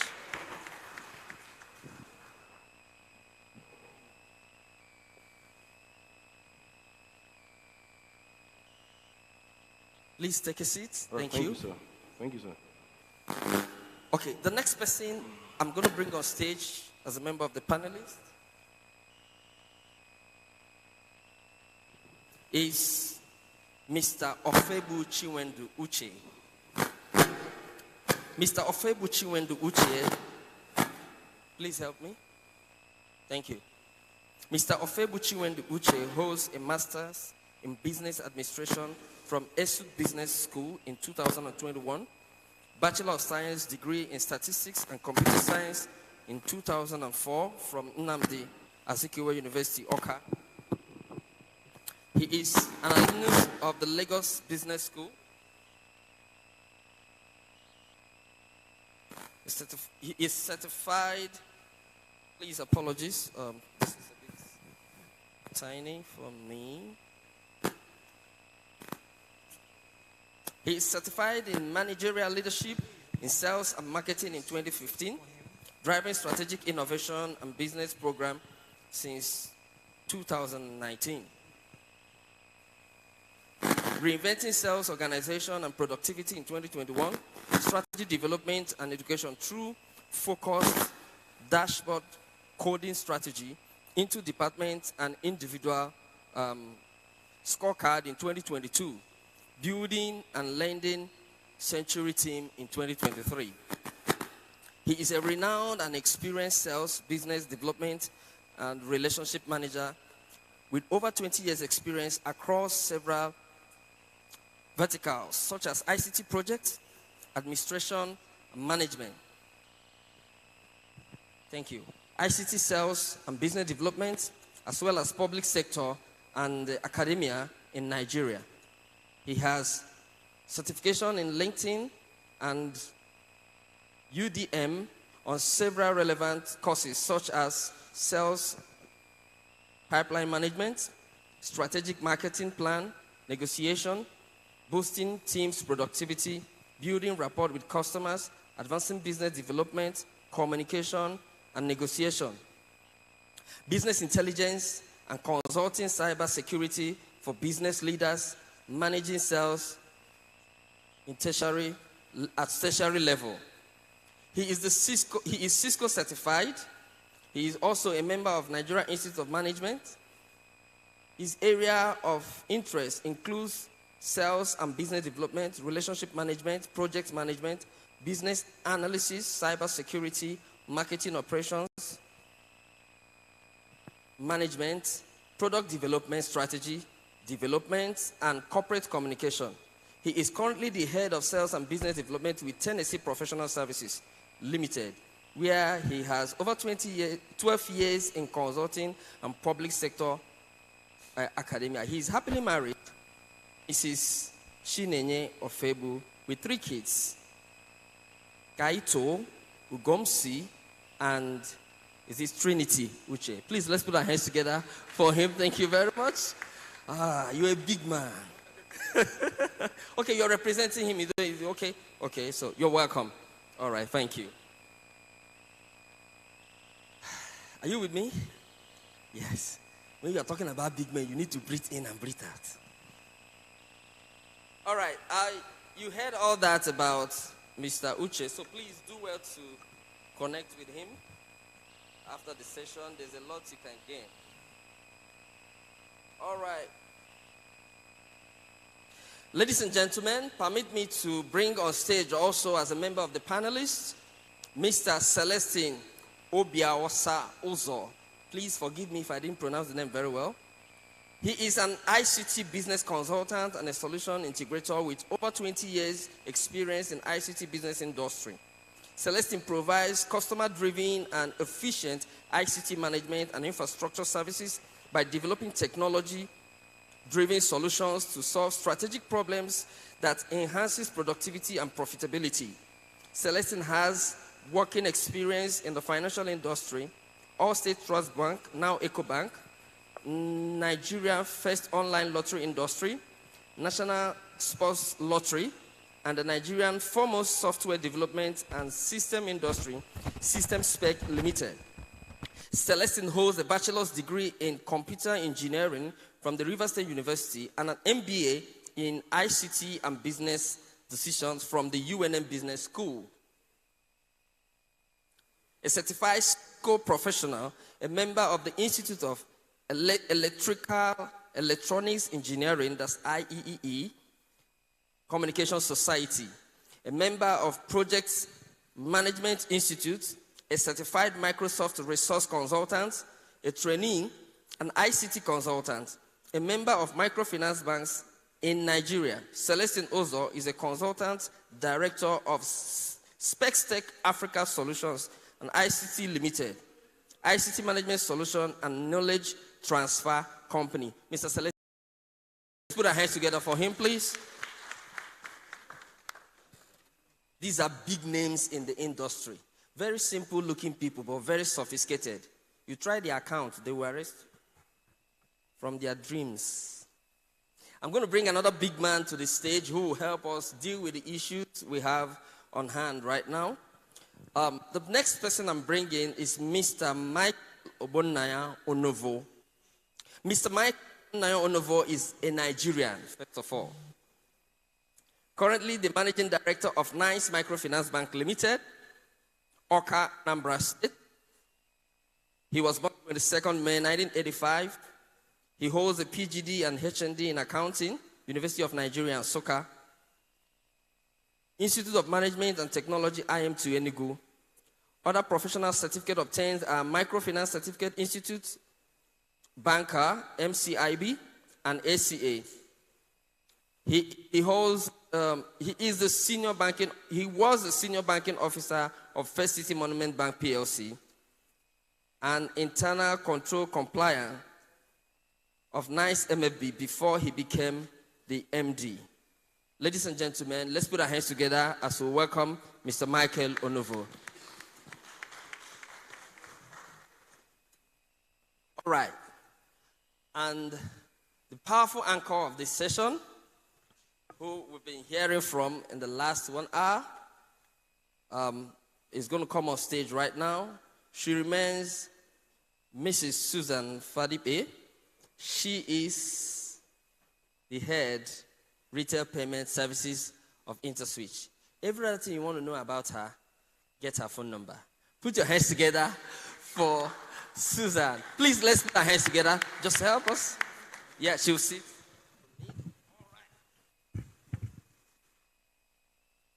Thank you very much. And I will step down and allow these people to deal with the issues. Okay. Thank you very much. This one you now puts me in the middle, permits me to do a bit of dragging. Yeah, he said you should get my phone number. That's my profile in this conversation. All right, good afternoon, everyone. It's a pleasure again. The last time I spoke with you was in the morning. And thank you so much, our panel. Should we say panel of judges? There's no accurate timekeeper here. I'll be the accurate timekeeper so that to be sure that we're having the right conversation. I think today what we want to try to do, which is what we do all the time, is we try to have conversations. This conversation is with the hope that by the time we're done having conversations, there's one or two things that can help you speak to your business. There are lessons you would take. There are learnings you would also want to adapt to ensure that you can grow and scale your business. I'm very excited with the people I have on the panel. These are industry experts. And I'm hoping that by the time we're done with these conversations, all the learnings that we take, we would be acted upon, right? The time to act is now. Again, it's always sometimes when we come for these conferences, you just listen and you go back. It's very important that you just listen and go back, right? You go back and you actually act on them within the best of your capacity. Again, I remain Susan Fashikwe, and with me are the distinguished gentlemen. We'll be talking about how do you scale your businesses, how do you scale your fintech with technology. We will talk about examples of solutions that we think you can adapt to also help you grow and scale your businesses, right? So, to my left or to my right, I will try and start. So we've been talking about scaling microfinance, scaling your microfinance bank services, right? How to tackle challenges and what are the strategies they need to adapt for growth. One of the things I've talked about from my perspective is fraud. They need to watch out for fraud to grow and the rest, right? But beyond just fraud, right? What role do you think technology would really play in helping the microfinance and fintech really transform their business? I'd want to start with Mr. Celestine, right? Looking at your business, what role do you think technology has played in helping you transform your business? And why do you think it's essential for technology to be adapted into our various businesses? Okay, thank you. Good morning, everyone. Good morning, everyone. Okay, thank you. Okay, technology is very important, and from my experience, I see it. You cannot. Today, IT is the hub for business, and IT business is the key. If you remove technology out from the business, there's no business anymore. So that's why, for the microfinance bank, which I've had experience for over 13 years, the microfinance bank I've been supporting, and I see that it will go a long way if the technology is applied properly. It's not just having technology, but you apply it based on your needs. For the microfinance banks in the remote area, for the ones in the city, their needs are different. Your customers are different. So applying the right technology is very important. And then it will help to, starting with what she said, fraud, it will cut down fraud 80% if you have the right technology. Now to put in controls into the systems. That's one. Okay. Also, it will enhance profitability. I have a microfinance bank that told me sometimes during the cash issue we had in February, March, April, and all that, he said, and even last year, they made some good money. And he said, what is giving them money is no more loans because people are not coming for loans. IT. So the right application of IT will increase profitability and then will give customers that loyalty. That is, your customer becomes loyal because they can trust you, they can have access to their phone anytime. when they want to have access. So the right application of technology is very important in delivering solution to the microfinance bank. Thank you. All right, thank you very, very much. I like the perspective where you said, yeah, technology can be a buzzword, right? You can just get an article that says, I want technology. But if it does not apply that technology in the right way, then of what use is technology? So I like the word right use of technology. They may actually say, oh, this is what is reigning now, this is what is trending. But if you look within your business itself, you may probably not even need that technology at that point in time. So it's called the right application of technology. It can help you transform your business. So Mr. Fuego, I hope I'm pronouncing that name well, right? My name is Onyekachi. Okay, thank you. So Mr. Onyekachi, do you want to add one or two things? How do you think technology can help transform businesses today? Thank you very much for that question. In addition to what my colleagues have just said, it's interesting to know that when we talk about fintech, actually it's a combination of two words, financial services and technology. So you cannot... Is it on? Okay, sorry about that. Okay, so interestingly, fintech, it's basically applying technology to financial services. Okay, from my experience being in sales, selling tech products and services, I also had a bit of banking experiences, some years back. And for me, I've seen the transition, from our regular banking services, gone are those days where you need to move cash around. These days we use their services, POS terminals. And interestingly, what he mentioned about the cashless policy, which we are all getting used to today, he has removed a lot of bottlenecks we experience in the usual day-to-day normal go to the bank and do transactions. And for those in the microfinance ecosystem, the customers are mostly the rural dwellers, those in the rural areas where they don't even have access to physical banks, as it were. So leveraging on technology by providing services such as maybe point of sale and, of course, other services that Interswitch and other companies are providing, you see the benefits. There are many. One of them, like you just said, and I also want to add, is the fact that the risk involved in carrying cash. Most of us know what it means to do bank transaction these days, and the insecurity we are dealing with currently in Nigeria, especially in the rural areas, in the southeast. It's crazy to know that people, are afraid of moving cash around. So leveraging on technology, there is an array of benefits that you can leverage on to ensure that the customers meet. Of course, if the market women don't sell, they won't be able to feed their families. So all of us, especially when it comes to financial inclusion, we are all stakeholders and we're all partners to ensure that the banking services get to the right customers. All right, thank you very, very much. One of the things you said that is very cogent is the fact that the array of benefits, right, and you were able to give examples of the cashless policies and how the fact that you embrace technology to be able to serve your customer, irrespective of where they are located, right? Again, as Microfinance Bank, we are in the rural area, and there's one of the quotes I heard last week that there is really no financial inclusion without digital inclusion, right? So, and for you to have digital inclusion means that you need to be able to leverage on technology. We'll get to a point where we'll have to talk about some of the challenges again, because it's easy for us to just say, oh, embrace technology. And as my brother said last time, when I give you the bill, how then do you go past the opportunity? What then is opportunity cost to you in terms of not embracing technology and embracing technology and the ripple effect it will have in your businesses? I think my next question will go to Mr. Michael, right? So we talked about getting technology. You talked about the right application of technology, right? But I'm just wondering, we are in a world whereby you can't live anymore in silos, right? Such that when you want to embrace technology, you want to be able to see return for your technology and return for your investment, right?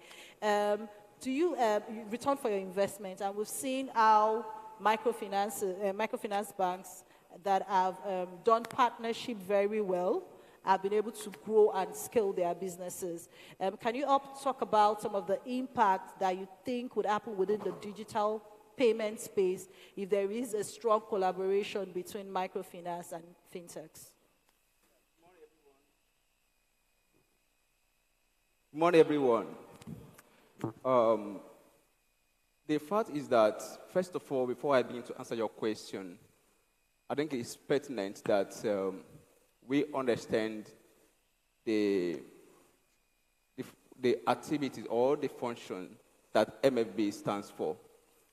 You know, looking at the question, I want to draw your mind backward to 15th of December 2005, when the federal government of Nigeria, you know, developed a policy on the application of microfinance institutions, that is trying to develop a policy framework that will be able to of the financial inclusion project. Now, during that very period of time, we observed that, you know, that governments actually have a target of what it can achieve. And what is the expectation? The expectation is, you know, that at every year, because the gap has been created by the conventional institutions in Nigeria, what microfinance stands for is to ensure that all the excluded, you know, the unbanked poor, the vulnerable groups in the society are brought into the financial stream. Based on your question, we also want to understand the fact that microfinance institution, you know, has a particular, you know, function to perform. And what are those products of microfinance institutions? The product will have the savings, we have the transfer services, we have the lending, we have the insurance, we have the remittances, and so on and so forth. This is what the MFB stands for. So in respect to your question, as regards to the benefits or what the institution, you know, stands for, we as a player, since 2019, we had an affiliation with Interswitch. Precisely December, that was November 2019. And we have so far, using the financial technology, and, you know, we partnered together, we collaborated, you know, to stand to where we are today. We have succeeded. Today, our customers are all giving, you know, that there is a return on investment. What is this return? There's an increase in our deposit mobilization as a result of the fact that we have spread our dragnet from where we usually be, from the usual standpoint where we are to other rural areas where ordinarily we don't have a branch or a cash center. We have succeeded using the fintech technology. We have a mobile application right now. We have ATM machines. We're also giving a card to our customers. So all the rural communities within our location, they all come around, you know, to patronize us. Ordinarily before now, they were not doing that. But due to the collaboration between NICE MFB and fintech, we are now able, you know, to bring all those people who were actually excluded by the conventional institutions into the folds of for the financial institution. Then also, I also want to talk about the fact that fintech, you know, with the collaboration we have had, we have succeeded in so many areas. Like as at last, from 2019, 2020, 2021, what we have been able to achieve is that there have been an upscale, you know, improvement in our deposit mobilization, account opening. Then also in terms of income generation, there have been a lot of improvement in that direction. We have succeeded in that aspect, and more are still coming up day in, day out. So in a nutshell, collaboration, you know, with fintech has enabled us to excel in ways that ordinarily without branches and, Without cash centers, wouldn't have been possible. So with the mortar and brick approach, we wouldn't have succeeded today or getting to where we are today without the fintech technology. Thank you very much. Thank you very, very much, Mr. Nice. I think you've already started giving examples of how fintech has actually helped you. I think in summary, if you ask me, you are saying that the fintech has allowed you concentrate more on your business of banking while they've provided you the requisite technology for you to be able to grow and scale your businesses, right? And I like the fundamentals where you said your primary objective was first for them to bring in people that are excluded into the, what's it called? Into the payment landscape, right? And in doing that, you will need technology to be able to also reach where ordinarily your licenses would have restricted you to do. So typical example would be today, with a tier 1 MFB license, we know that you cannot, for some of us, you're supposed to have just one head office and 5 branches within a particular geographical location. But with us, we know that in the digital space, there is no Enugu cloud. There is no Uyo cloud, right? In other words, it is one space.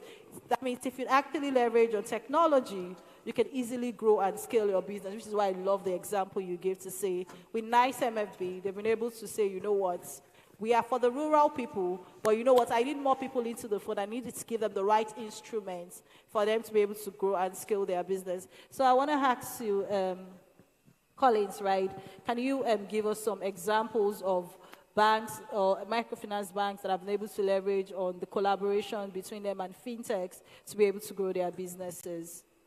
All right, thank you, Susan, and greetings to you all. My name is Collins, and I'd like to dwell on what my colleague had said. Today we have few of successes and few banks that we are yet to get into the system, but in a maximum trend, we've also had so many banks within the Southeast, the South-South, that we've been able to deploy products and services to, and currently they are leveraging on this to maximize, increase their profitability, and grow their clientele, and also ensure that they play a vital role within the microfinance, the financial space.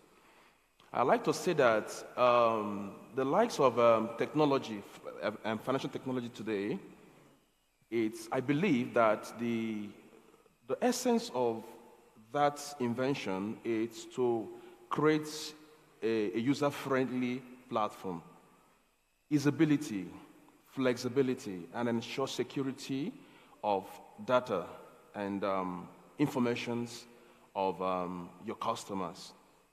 And what Interswitch has done today, or what the fintech space is doing today, is to ensure that the microfinance bank are stepped up to a space where they can, even to a point, compete with the commercial banks. That is what the fintech does today.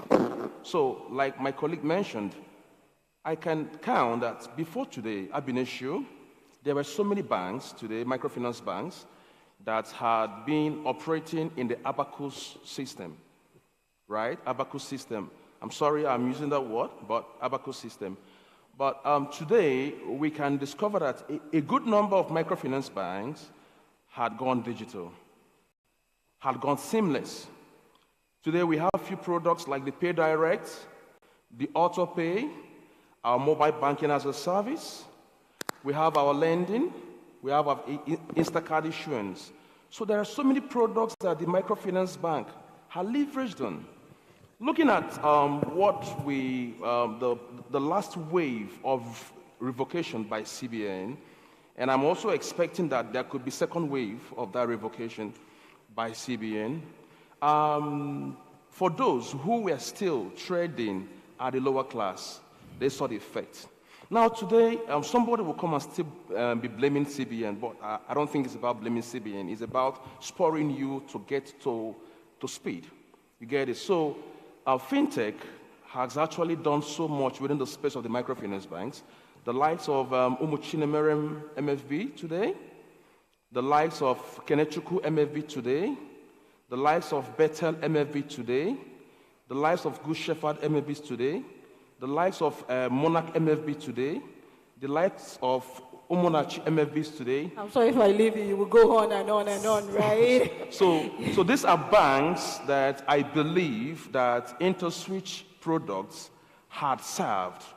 And we are also hoping that it would serve as a point of reference for other banks to come and have a feel of what the collaboration fintech is actually having with the microfinance bank to grow them up to speed in the technological transformation. Thank you. All right, thank you very, very much. I was just thinking, in our last fintech, we're talking about neobanks and what are they doing differently, right?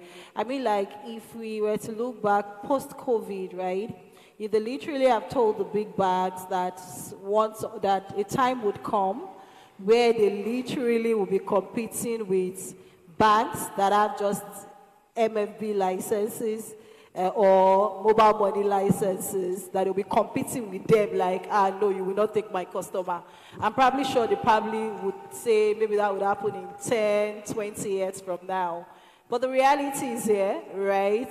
Even the big banks are now literally grappling and saying, this bank, you have just one tier 1 license, tier 2 license. It's even an MFB, as they would say, but they are competing seriously with them on customers. Why? Because they've been able to leverage on technology to be able to grow their businesses. So we're saying you don't necessarily have to build them. All you need to do is do the right collaboration and partner with the right fintech that has the requisite services, like a bank has a service platform, shared infrastructure, so that you can have the capability to be able to do the same thing any of the big banks can do, right? Yeah, again, I know we talked about a lot of technology, adopt technology. We also do understand that there are challenges associated with technology, right? Mr. Celeste, do you want to help highlight some of the challenges? It's okay to say come and buy these things. We also know again that there are some challenges associated with. Do you want to help us highlight some of the challenges within Israel? Maybe just give us 2, then I can go to the next person. I'll give you some. Thanks. We have quite a number of challenges in the technology space when it comes to the microfinance bank. And when you understand first the microfinance customers, and you understand the microfinance, the staff themselves, you find that they're not very exposed, and then they don't have all the experience, and they don't have all the skills, and so there's much work to be done. And so if there's no training within, if there's no control within, you find out there will be fraud, because that fraud is one key thing. Just like Interswitch, we do card issuance, the same person that issues the card issues the PIN. That means he has opportunity to have the PIN and the card number and then carry out the fraud. So that's why controls have to be put in place and to deliver the rightful solution. That's one of the challenges we have. Then you also have financial literacy. When I mean financial literacy, to the customers, you need to educate the customers. Customers' education is very key. And then also transparency. Because if your customers don't buy into your trust, you lose them, no matter what technology you are deploying. So in deploying your technology, you have to carry first from within to without. I tell all the microfinance banks I consult for, I said, we must carry everybody along. We must let them understand what are the benefits and what they are offering. And you must deliver value. What am I talking of value? For example, the customer comes in and then the customer does not, very low-end customers, maybe in the unserved areas, in the rural areas. We have microfinance banks in the town, but in the rural areas, you have customers that cannot. They give you your PIN and your PAN and your card, and the person goes to a POS agent and says, "Take my PIN, take my PAN, and then I want to withdraw money." That's what they do, and so that's a challenge. So if a customer is not properly educated within and tell him, this PIN must not be released, All right. Out. You don't play. And the customer runs back when he sees all the alerts going. He runs back to the bank. He loses trust in the bank. So that's why it's important that customer education or customer forum where you educate customer is key. Then infrastructure. Infrastructure is a problem, especially in the rural areas and even in town where light is a problem, where power is a problem. So you must intentionally invest into your IT infrastructure if you want to get a lasting effect. Power is always an issue. And so we have, and then if you want to accommodate solar is an issue too because of cost, initial cost, entry cost. But you should be able to manage, look at the cost and benefits. And then, because if, for instance, you have an on-site equipment in your office and then it's down, and the customers want to make withdrawal, you've issued out cards, you can issue cards, you've made so much noise, and then they want to assess and they cannot assess it. They do it first time, second time, third. They come and say it is not working, and they spread the news. It's an issue. So it's always important that as you have to look at investing into the infrastructure holistically, and then look at areas which you must take very important. Power is an issue. Even communication. Most of the rural areas, deploying connectivity is always very difficult and expensive. And there are miniaturized solutions now that could help you achieve that if you take time to look at it. It's not just deploying an expensive solution and then you look at what is my return after investment. So when the microfinance banks, I have microfinance banks that have deployed ATM or they have pay direct infrastructure on ground, but they're not using it. So, and that problem is the staff or the microfinance employees, they should understand how do we deploy and how do we market and drive the solution. So these are quite a lot of challenges. Quite a number of things. Quite a number of things you've said there, and it's making a whole lot of sense. Yeah. Where first is skills, right? Requisite skills. Then talk about the others. I think I'll just put them in a nutshell of education. Education from the staff's perspective, education from the customer perspective, right? It's very key and crucial, right? Mr. Michael, I haven't heard all those problems. I think it literally has touched on most of them, where he talked about technology, what's it called, power and the likes, right? What do you then think are measures microfinance then needs to put in place, for example, to be able to try and tackle this problem, right, and also to be able to grow their businesses? What we can, in that aspect, just in addition to what I just said about some of the challenges that is being faced in the use of this technology,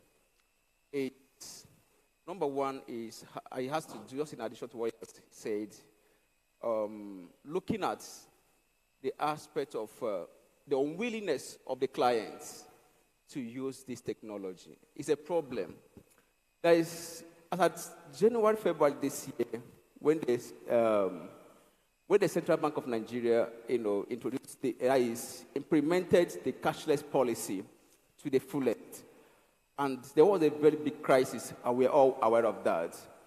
And some of our customers then, when we brought the card, our web card to them, please, you can use your card, have access to your money, make use of it, make your transactions, buy your goods, and so on and so forth. But they don't have that willingness to do so. That unwillingness to adopt technological change is a problem. Then, on a second note, we have also tried the best we could also try to educate them, just like he has said, about education, educating our clients about the technological innovations. We have always been doing that. Another challenge that we also face is leadership by it. When you introduce a change in the system, you must communicate to the users. What is the purpose? What is the opportunities that lies ahead with this change? And whereby these people you cannot give them a concrete explanation of what this is all about. It's going to be a very big problem. So what we have always continued to do is, of course, it's not a one-day thing. Adopting technology into the system is not a one-day thing because we are already into the system. We are seeing the challenges. We are also seeing opportunities that also lies in it. And we are doing the best we could to ensure that these people are educated and they can run with this technological change. That is one of the two issues or challenges that we have also understand. They also have the regulatory constraints in the use of this technology. There are, regulatory, positions or regulatory, framework that have been developed by the Central Bank of Nigeria, which is not favorable, which is not enabling what an effective collaboration between the fintech company and the MFBs to succeed. And some of these issues, because, for example, there are some of permissible activities that MFB can engage to, and there are some that we aren't allowed to engage on, probably because of what the knowledge gap or something, or the skill, differences. So, if you look at all these things, you see that this is one of some of the issues that is hindering the success or the full implementation of fintech in the microfinance bank subsector. Thank you very much. Yeah, thank you very much. I think one of the things you said is ability to get user to use the new product. We know today as human, we are not amenable to change. If something is working, if I'm coming to the branch to collect cash, leave me alone. Say something very important is your continuous ability to be able to tell the users the benefit, value of the solution is what will get the person to finally buy in to use that particular solution, right? And you also talked about something also that was also very important, is the fact that as leaders, we need to be able to communicate reason for change. It's not just enough to say, oh, we have partnered with a fintech, we have deployed a new solution. Because first thing is, just the same way we are talking about artificial intelligence today, so many people already feel threatened that their job will be taken away from them, right? Except to begin to tell them that, no, this solution I brought is to see, it will help your job, it will not help you take away your job, or give them proper perspective on why they need it and how it will help them, how it will bring value to them, so they can easily adopt it. Because if your staff can adopt it, it means that they can also preach the gospel to the next person to do what? Adopt it. I want to ask Mr. Oyekachi, right, that do you want to add a bit to how do you think, amidst all those challenges, what do you think the microfinance can do to be able to grow their businesses? Okay, thank you very much, Susan. Interestingly, the microfinance bank, what your presentation was for me, very apt, very, straight to the point, and also what is currently happening. So I think the microfinance bank should invest heavily in data security, right, to fight fraud, just like you taught us, this morning. And how would that happen? The microfinance community, the customers that we service in those areas are so, they are very, they don't trust some of these solutions that we're bringing to them or selling to them. So the banks need to deploy, develop. Of course, that's basically what, we do in developing solutions like that. Data security, it's very important. That's why, you need to start looking at how do you secure the customer's data, how do you secure customers' information, because they are looking at, if I have my money in an ATM card, how am I sure that somebody will not just come and sweep the money away? So the microfinance banks need to invest heavily in data security. Of course, cybersecurity is something that we're all getting used to these days. The way we protect our houses by building walls and fences, there are solutions, there are firewall solutions that have been developed by tech companies to ensure that data is protected, information. What we do those days in the bank is that we have vaults, right? But today, we see that all your money is in a virtual account, all your money is in an e-wallet and all that. So the banks need to invest in data security to ensure that the customers, because at the end of the day, if your customers are not happy with you, you're out of business, right? Yeah, while you're saying invest data security, if I want to speak the mind of the MFB, they'll just be like, oh God, this data security. If I name data security, it's looking like they're going to cough out millions of money from their account, right? Of course, we do understand that sometimes capital and challenges and costs can be a concern. Collins, do you think there are some solutions, right, that are, again, as you said, some of this infrastructure that are pocket-friendly that you think that the microfinance bank can actually leverage on to grow their businesses? Because it's one thing to say invest in technology, looking at the fact that It's microfinance. They're trying to find a balance between cost and profitability. Do you think there are some shared platforms like they can leverage on that can also give them the capability to secure their business, issue cards, and do every other things that they need to do to grow their businesses? All right, thank you, Susan. Today, Interswitch offers varieties of products. And one of the products that we've designed for the microfinance bank today is the ASP FEP. I'm sure that most of the banks here are already plugged onto that solution. So this solution deals with the each channel's services. So it's a channel that it's a space that plugs in the microfinance bank to be able to access the each channel or enjoy the each channel services. We also have the likes of the mobile banking. We also have the fraud as a service, as a product. We also have our Interswitch security as a service. We also have our payment as a service. We have our banking as a service. We have our mobile banking as a service, where you would, these are all products that will enable you, and they are cost-friendly, that would enable you manage your space. So as my colleague talked about data, that's our fraud and Interswitch security. One thing I would like to let you know is that within the space of the microfinance bank, it is very, very pertinent that we take cognizance of the database of our customers. It is very important because today there are phishing factors everywhere. It flies online, it flies on ground. And it's better because I've had instances where a bank will tell you that, okay, I wouldn't mention a name, but I will say something. I will mention a name. A bank, because Interswitch offered something to them, right? They felt that Interswitch was on the high side. They now went for a substandard. And later on, they came back and asked me, Interswitch, please, can you plug us on to that services? Now, let me tell you why Interswitch is very important in all these things. Sometimes the vendors or the roadside or the vendors you meet out there might just be a means to an end. Interswitch is an end in itself. Why? Because we provide you a backbone structure to support you security-wise, to support you in terms of maintenance and infrastructure. And these are the things you take cognizance of before. So I would also encourage that before you get into, you want to go, look at a brand that has a name. Look at the brand and see what they've achieved, their feats over the years. All right. Okay, thank you. All right, thank you very much. I think you were saying so many things of as a service, right? So what he's just saying in a nutshell is that there are solutions, right, that are shared.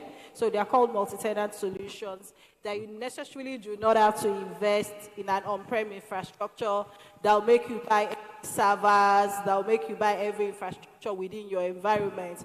All the solutions have already been deployed on cloud, and you can easily connect to them literally at the rock bottom price. And it also gives you the entire capability that a fully blown commercial bank would enjoy today. You can also enjoy such services. So should you think price is one of the challenges that is stopping you from adopting technology, there are already shared platforms today that you can leverage on to be able to do your data security, to be able to play in the e-payment space and the rest, right? So Mr. Celestine, right, after speaking about all this technology, I know Mr. Michael said something about regulations, sometimes the policy they bring out is sector-based, right? And again, while he was talking about, there's a purpose why a microfinance bank was created. So whatever regulations they would bring would also be in line with the objective of that particular organization, right? So do you think, what role do you think the regulators are playing in trying to strike a balance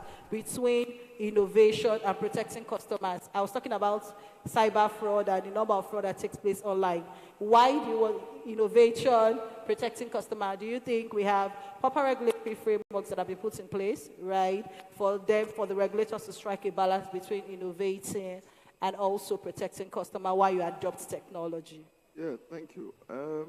I think what the regulators are there so that they can protect the customers themselves, and then also help the banks think right. When it comes to payment industry, the banking industry, some of the regulations has to do with control. Has to do with data security, have the right infrastructure. Has to do with, recently they've asked banks, they do, I think in March or so, they had to submit cyber security reports. You have to get a cyber security expert to come and audit your system and then do a report. So some of these things, some of these controls are there to help the bank. Because many of the banks just feel, okay, we've set up these controls are not there. Especially banks that are going online. And then one of the challenges that everybody's going to have is security. Security is going to be a big market for everyone. For those that are trying to fight against it, that is those that are trying to protect it, the antivirus, the firewall company, and every other thing you need to deploy.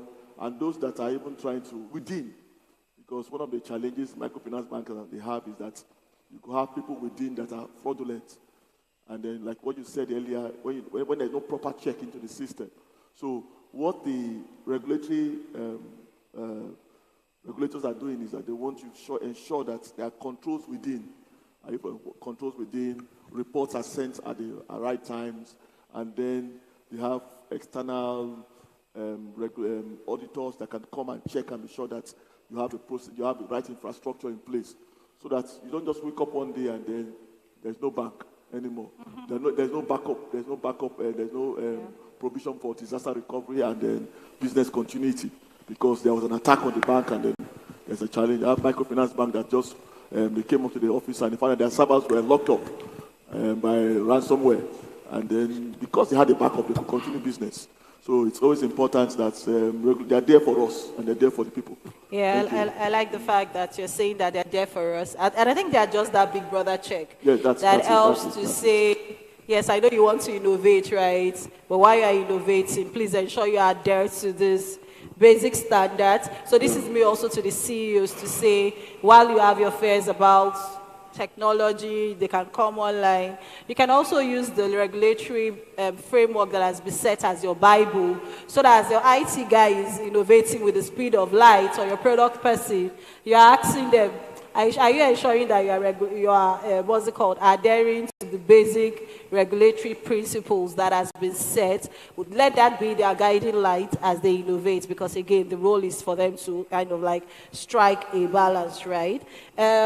This will just be a last question. I want to start with you, Mr. Michael. What strategy do you think Microfinance Bank needs to adopt to be able to bridge the digital divide within the space they're currently in?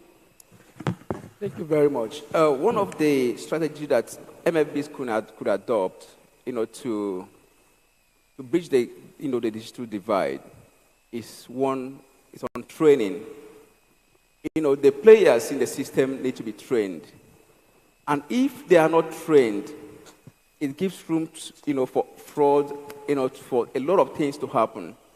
So what we are doing in the NICE Microfinance Bank Limited is that we are upscaling our efforts on training all our staff, especially the IT department that looks at the digital protection of our customers' data.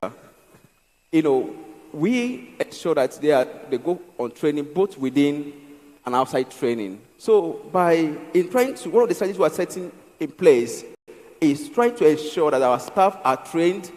We're trained to be able to see whenever there's an issue that crops up, they're able to identify it and get it resolved immediately. Right. The number two is that another aspect that we could also do this, the strategy we could also use is trying to, the digital, companies, trying to do whatever thing they can do on their own part to assist the MFB, because we need the MFBs looking at our financial position, of all the MFBs in Nigeria.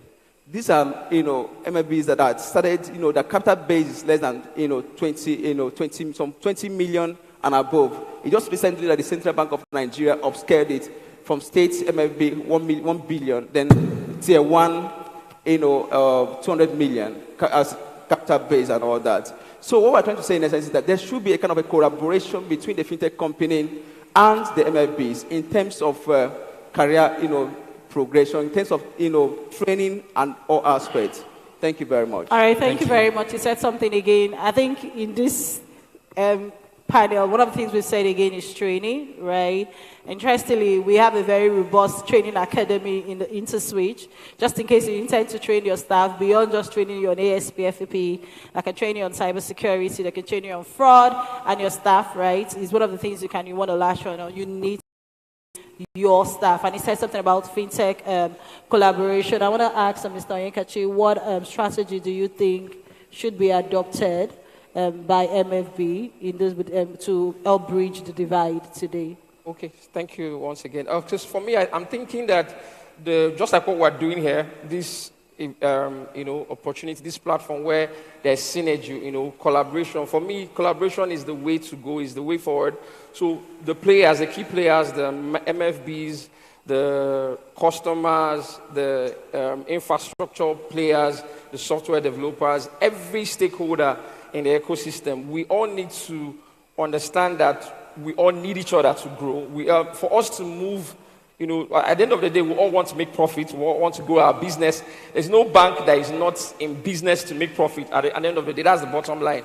Right? But beyond that, we also know that in the fintech space, the key players will need to sit down from time to time, just like what Interswitch is giving us that opportunity to network, learn from each other, and also build knowledge. For me, I also think that knowledge sharing is also key, just like I talked about training. And training, we all keep learning every day. So that's basically one of the things I think strategies we need to also adopt. And also involve stakeholders like government to make sure that they have they create the enabling environment for these businesses to thrive, especially the small businesses owners, because everybody wants to leverage on tech to grow their businesses. All right, thank you very, very much. I can see Mr. behind us telling us it's time to wrap up, right? But I like what you said, synergy, government giving us enabling environment for the micro players to be able to grow, right? Just Collins, if there is one word, don't go beyond one word. That man behind is going to off your mic. If there is one word you want to say to the potential MAB in the room today, what would that be? Just one word. Okay, one word. Okay, make one sentence. Let's make it one sentence. Oh, okay, it's fine. I'll rather, my recommendation and my advice is that, one, we should be regulatory compliant. One, thank you. He said we should be regulatory compliant. Before he says two, one, regulatory compliance. But I would like to hear from Mr. Mike. Mr. Mike, what is that one sentence you'd like to say to your fellow, MFBs today? Yes, in my last, what I wanted to say is that failure of MFBs to adopt to digital technology, just be sure that you are out of business. Perfect. There's no better way to say that. Failure to adopt technology takes you out of business, whether you like it or not. Mr. Celestin, one sentence. Thank you.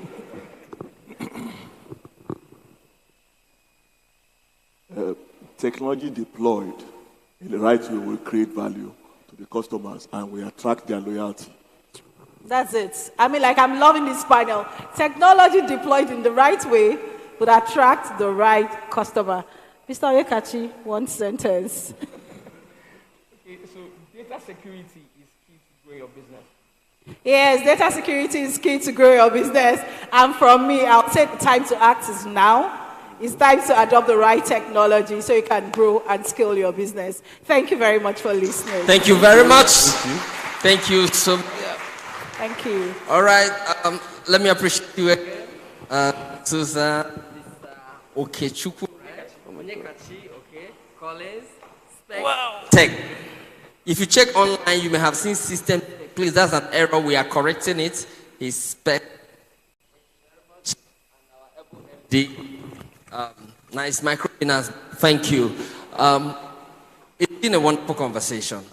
And don't forget, we are still talking about adapting, scaling, and advancing your business with fintech. Have been around, looks as if it's been around microfinance banks. No, Teams has been around microfinance bank. This is not just for microfinance banks. This is for everybody who plays on the space. Why are we having microfinance banks?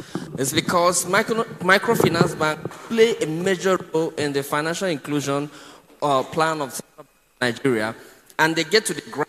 A lot of people who are yet to really adapt technology, most of them operate.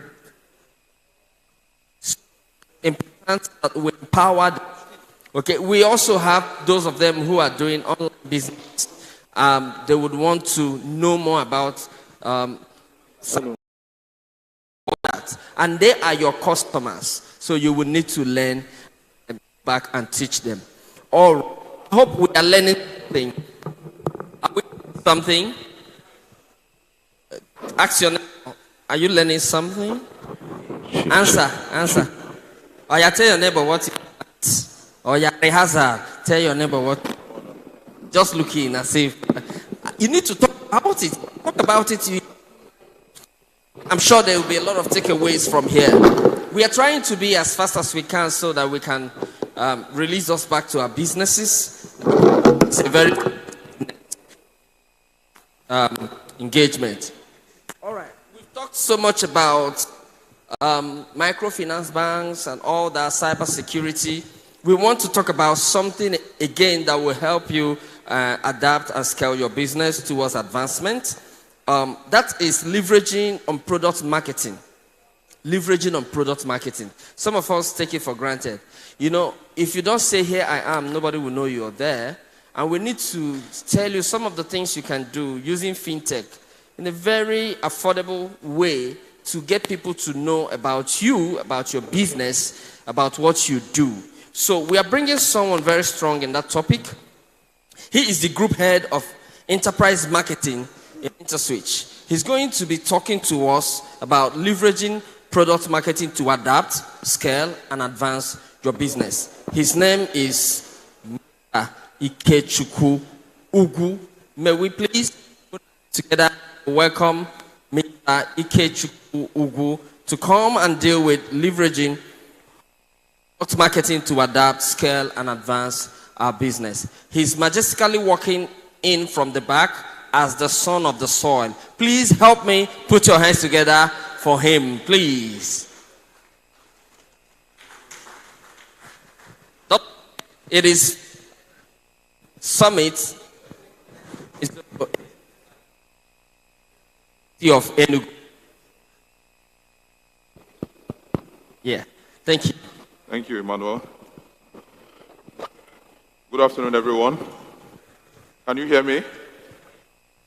I hope we're having fun, we're having a nice time, and we're learning. Are we getting and gleaning some insights from the presentation so far? All right. So we'll take this to another level. And I know we've been talking about fintech and all the aspect of fintech that drives growth and, helps our businesses maintain resilience. But we'll look at it from another angle. And we want to address how marketing, right, plays a key role in driving growth and resilience for our businesses. Before I start, I want to ask, I know we have a lot of businesses represented here. If you have a marketing department within your business, can I see your hands up? That's about 30-40% of the hall. If you have a sales department within your business, can I see your hands up? Sales and business development. If you have it within your organization, can I see your hands up? All right, great. All right, to start this conversation, let's talk about the state of the nation and how it affects businesses. We know that inflation rate is currently at 24%, 24.2% actually. And World Bank is projecting that by the end of the year, it's most likely going to get to 25%. And inflation has a lot of impact on our businesses. To start with business, the cost of goods have become a lot more expensive.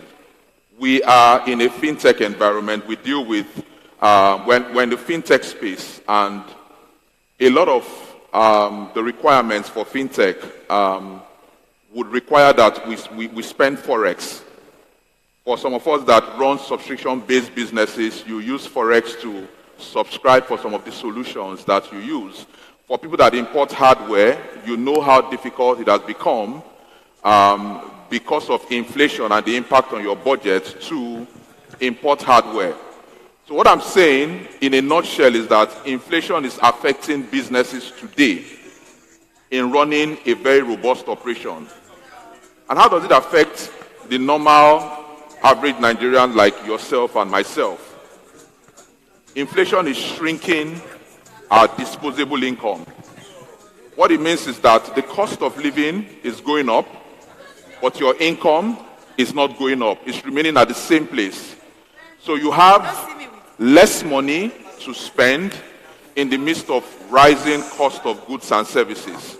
So it's having a big impact on our business. For B2B businesses, a lot of people are losing their jobs because businesses are scaling down on operations.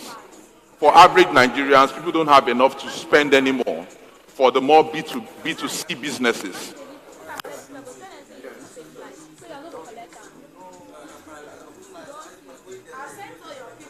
What should we do as businesses in the face of this economic challenge? I just put quickly 4 recommendations on the things we need to be looking at to start the conversation. Organic optimization. What do we mean by organic optimization? We know very clearly that the cost of goods and services is beginning to rise. As businesses here, what that does is that it begins to shrink our profit margins. A lot of businesses are no longer making profits. So what do we need to do? Number 1 is organic optimization. Organic optimization is you simply looking at the operations of your business and looking at how you can create systems that make you produce at cost-effective rates so that you can maximize your profit. So you need to start looking at areas of your business where you can be very, very efficient. Maybe your production process, maybe your procurement process. How can you be more efficient to scale down on your cost so that you make more profits? That's what we call organic optimization. We need to look at strategic approach. What do you need to do in terms of a business, your business strategy? Are you looking at expanding into other markets? For instance, I believe that those of us here, our businesses are centered around the southeast. In the face of these challenges, have you started looking at expanding to the southwest, expanding to Lagos, expanding to the north? Are you looking at, coming up with an innovative product that helps you remain competitive in the marketplace? You have to have a strategic approach to tackle the state of the economy right now and remain competitive. Businesses are closing down. So there needs to be an approach, there needs to be an idea, there needs to be a strategy for you to survive in the face of these challenges. And it needs to be very much articulated in a strategy that this and this and this is what we would do as a business to survive the trying times. Mergers, partnership, and acquisition. How do we need to start looking at opportunities to partner? For some business opportunities that that can be leveraged by your business, it becomes very clear that those opportunities cannot be harnessed by your business alone. So the question is, how do you find opportunities to partner with other businesses, collaborate, and extract value from a business opportunity? That's what sits within mergers, partnership, and acquisition. And then the final is internal optimization. How do you optimize internally? How do you cut down on cost? Whether you are cutting down on cost in terms of your recruitment, in terms of your procurement, in terms of marketing, in terms of your sales, how do you cut down on your cost so that you can remain profitable. And this needs to be done very carefully, because if you don't think through the process and you go about cutting costs, it also has its own ripple impact on the business. It could disrupt your business operation if it's not properly thought through. So I just feel that we should have a glance at all of these 4 factors that we need to look at in terms of ensuring that we're able to continue to remain competitive as a business. It's not time now. It's not like as if they start eating. All right. This section is a very interactive section. I want to ask a question. Between marketing, business development, and sales, which do you think is more important of the 3?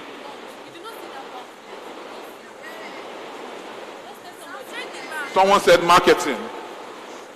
Does any other person have a different opinion? Between marketing, and the definitions are there. Marketing, business development, and sales, which do you think is more important? Someone said business development. Who has a contrary opinion?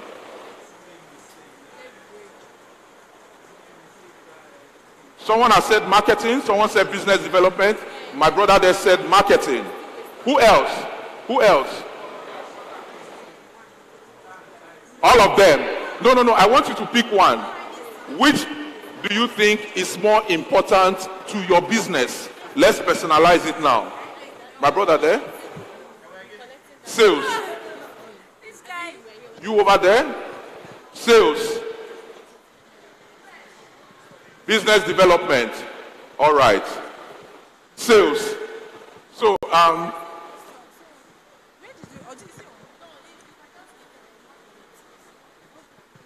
yeah.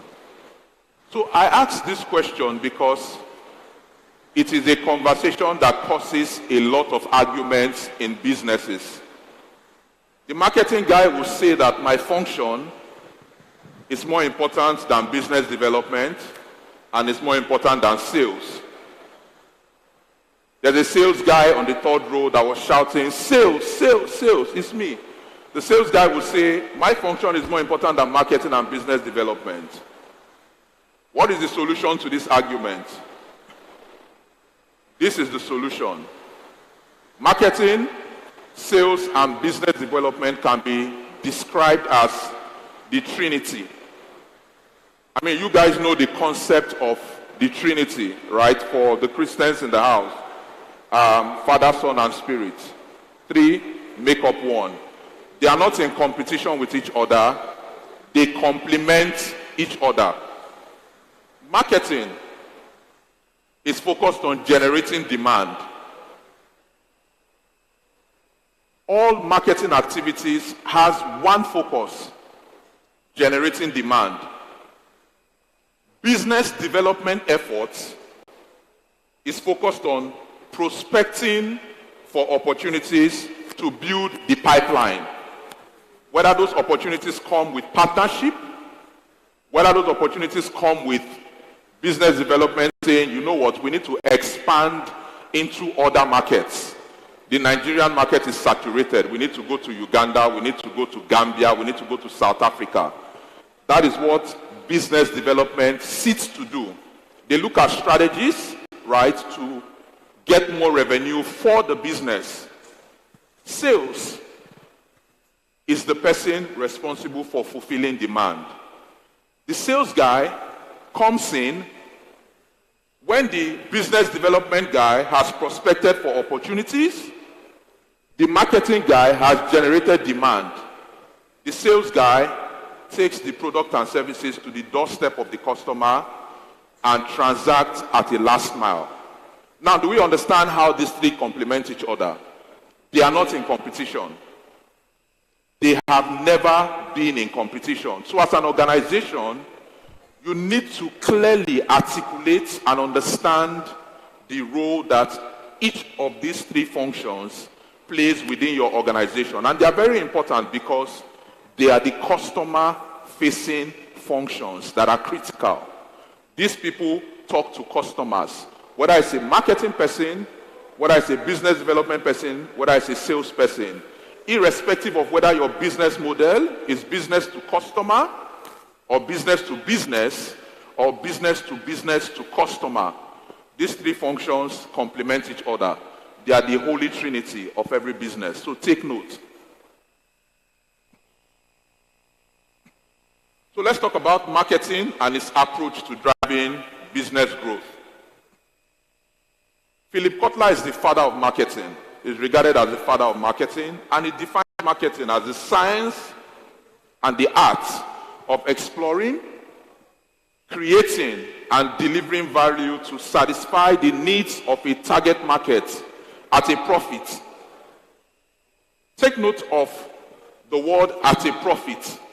What that means is that if you are exploring, creating, and delivering value to satisfy the needs of a target market and you are not making profit, it's no longer healthy marketing.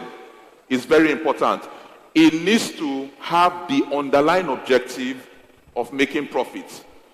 This is how marketing is defined. What are the 4 P's of marketing? Would have heard this a lot. A lot of people have talked about 7 P's of marketing. Some people have talked about 11 P's of marketing. We've heard about 4 C's. We've heard about 8 C's of marketing. All of them can be encapsulated in the 4 P's of marketing. You know, just the way you have the 10 commandments, right? And when Jesus Christ came, he said all 10 commandments can be captured in 2 commandments. Love your neighbor as yourself and love the Lord with all your heart, soul, and might. Everything about marketing is encapsulated in the 4 P's. The product, the price, the place, and the promotion. So when you are creating a marketing strategy, you have to ensure that your strategy is covering every aspect of the 4 P's, from the product, to the price, to the place, to the promotion. And because marketing is a collaborative function, it's a central function that collaborates with all stakeholders of the business. You see, we have products in the 4 P's. We know very clearly that product management and engineering has a play in the development of products, right? However, marketing also has a function to collaborate, with respect to the product. If you look at the price, every business has a finance department. Every business has a department that handles the pricing function, that talks about how much should we sell a product to the customer to make profit. Marketing has a role in the pricing. The role of marketing here is to even engage that customer, right? And let's go to the next slide to expatiate on this. The role of marketing is to engage the customer to establish the price at which the customer is willing to buy your product. Which means that in the face of developing the product, you need to be very clear on how much your business is willing to sell the product to make profit, 1. Secondly, how much the customer is willing to buy the product such that you are still making profit. Marketing has a role to establish all of that. In terms of the place, how accessible is your product? Is your product a product that you need to walk into a physical location before you can do a transaction? Is your product a product that is accessible over the internet? You need to establish your place based on where your customers can be found. If you put your product, for instance, on the internet, and your customers are customers who have poor internet access, you will lose those customers. If you have profiled your customers and your customers are customers who want to have a one-on-one engagement to be able to move a deal forward, and you are engaging them via emails, right? You miss out on converting that customer. So the place at which you engage your customers with your product is very critical. Then promotion talks about how you engage your customers. What are you saying to your customers? How are you communicating to your customers? Are you communicating to them in the language that they understand? How do you deliver your unique selling proposition to the customer? How do you land the essence of your business relative to the needs of the customer in a way that they understand it is also very critical. Let's talk about the two aspects of marketing. This has generated a lot of arguments within the business world. Which aspects of marketing is more important? Is brand marketing more important than growth marketing? So what is brand marketing in the first place? I will just summarize it, and I can get the slides to as many of you that would need the slide after the presentation. Brand marketing is that aspect of marketing that lands the essence of your business from a brand perspective. If you have Ikechukwu Microfinance Bank, Ikechukwu Microfinance Bank as a business, right? When you talk about it in the context of brand marketing, what does that business stand for? What is the value of the business? What is the mission of the business? What is the vision of the business? What is the business trying to achieve? How do you want your customers, your target audience to perceive you when they think about the business? And I'll give you a classic example. If you take a footwear branded Nike, you know the Nike brand, right? Do we all know the Nike brand? If you take a footwear and you brand it with Nike, and you take another footwear made by the same person, similar footwear, but has no branding on it. If you went to the market, sir, and you had these two footwear in front of you, which do you have more tendency of purchasing? The branded or the unbranded? The branded. That's the power of brand marketing. Brand marketing creates an image for your business in the mind of your target audience. And what that does is it helps you drive salience such that when the customer is at a point of making a decision to buy, your brand or your business becomes the preferred choice. Growth marketing, on the other end, is a more numbers-driven marketing. Now, you are not talking about the brand, which is a qualitative attribute. You are talking about growth, numbers, naira and kobo, which is a quantitative attribute. I have 10 customers today. What sort of marketing can I deploy to increase my customers from 10 to 20? I make 20 million on a monthly basis as a business or as a microfinance bank. How can I drive my 20 million to 40 million on a month-on-month basis? Those are attributes of growth marketing. And within growth marketing, there are different disciplines, same as you have for brand marketing. Under brand marketing, you have the brand purpose campaign. What is brand purpose campaign? It's that campaign that you run that helps you land the essence of your business, what you stand for.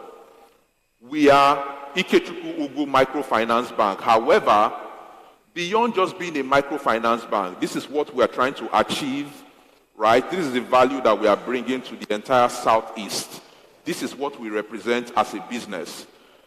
There's the awareness campaign, which is what you do to make your target audience see you. People need to see you. You need to be visible to your customers for a transaction to take place. Customer engagement events. You're in a customer engagement event right now. This is an example of a customer engagement event. However, when you want to do a customer engagement event, you need to ensure that it is relevant to the customer. This event today is relevant to you because it's a fintech event that talks about how you can deploy fintech to drive growth for your organization. Sponsorship, customer experience initiatives, CSR initiatives. All of these are brand building marketing activities. On the growth side, lead generation. Forget about the big grammar. Lead generation is simply what you do to build your pipeline. What things do you do to get new customers into your pipeline so that you can engage them and then you can nurture them to the point where you convert them and they give you naira and kobo? and you can cross-sell and upsell products and services to them to continue to generate more business from them so that over a lifetime, they give you value. Customer acquisition campaign. You have just launched a new product. How do you get customers to start jumping on that product? You launched Interswitch banking as a service. How do you acquire new customers to onboard the product, right? Remarketing campaigns, very simple. A customer has bought a chair from you. How do you ensure that the customer comes back to buy a bed from you or a mattress from you? Retargeting campaign, right? For those that have online retail businesses. Let's use a classic example, Jumia.com. A customer comes to your platform as Jumia, right? Whether the customer makes a purchase decision or not, when that customer leaves, how do you take that customer's footprint and start retargeting the customer with your products and services? You notice today, if you go to some websites, they will tell you to accept cookies, right? Have we seen that before? Once you accept cookies, what that does is that by virtue of you accepting those cookies, that business has your data. That business has your identity. And they can now begin to serve you all of their marketing products and services in order to convert you. They target you, whether online or offline, to ensure that they extract value from you. That's retargeting. Reactivation campaigns. If you have customers that have not transacted with you for a long time, how do you get them to transact with you? You have a customer who used to transact with you every month, and all of a sudden, for the past 3 months, the customer has not done business with you. What do? There's a marketing discipline called reactivation that helps you reactivate that customer to start doing business with you. The risk of not doing anything on reactivation is that, remember, you have competitors who are jostling for that same customer. If you don't make a move to get that customer to become an active customer, you lose that customer to competition. And then we have volume growth campaigns. Some of those campaigns you see that says, recharge 3 times and stand a chance to win this. Or if you transact on your application 5 times a week, you get to win XYZ. They are called volume growth campaigns. They are meant to trigger you to make a transaction activity.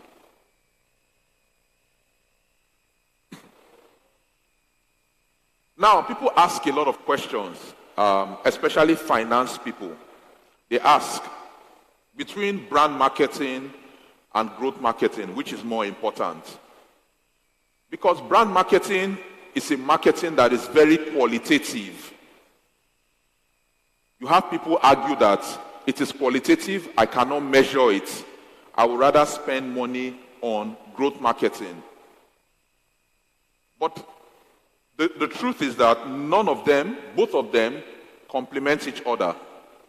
This, called brand marketing, is like the foundation that you build for your business so that you can extract value on the growth marketing side. What do I mean?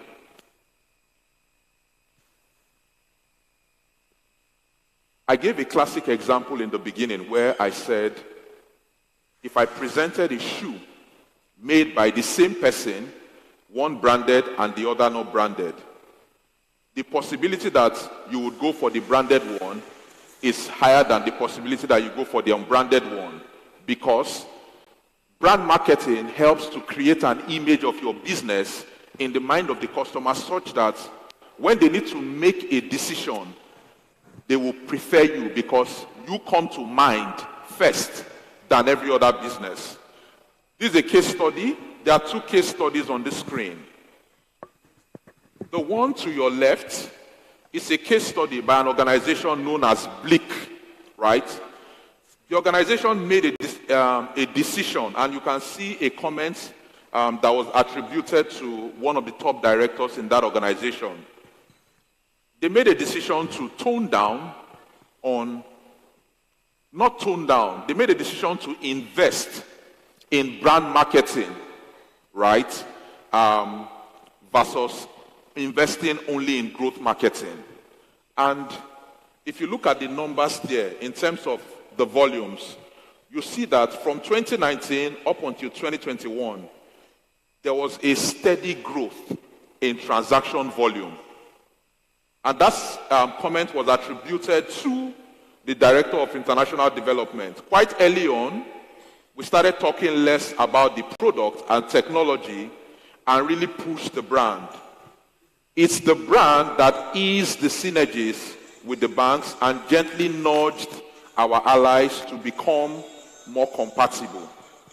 This is a statement attributed to the Director of International Development, where he said once they started investing in brand marketing, they began to see growth in transaction volume. This is a study that was done by one of the foremost research agencies in, globally called Kantar, where they took a number of businesses and began to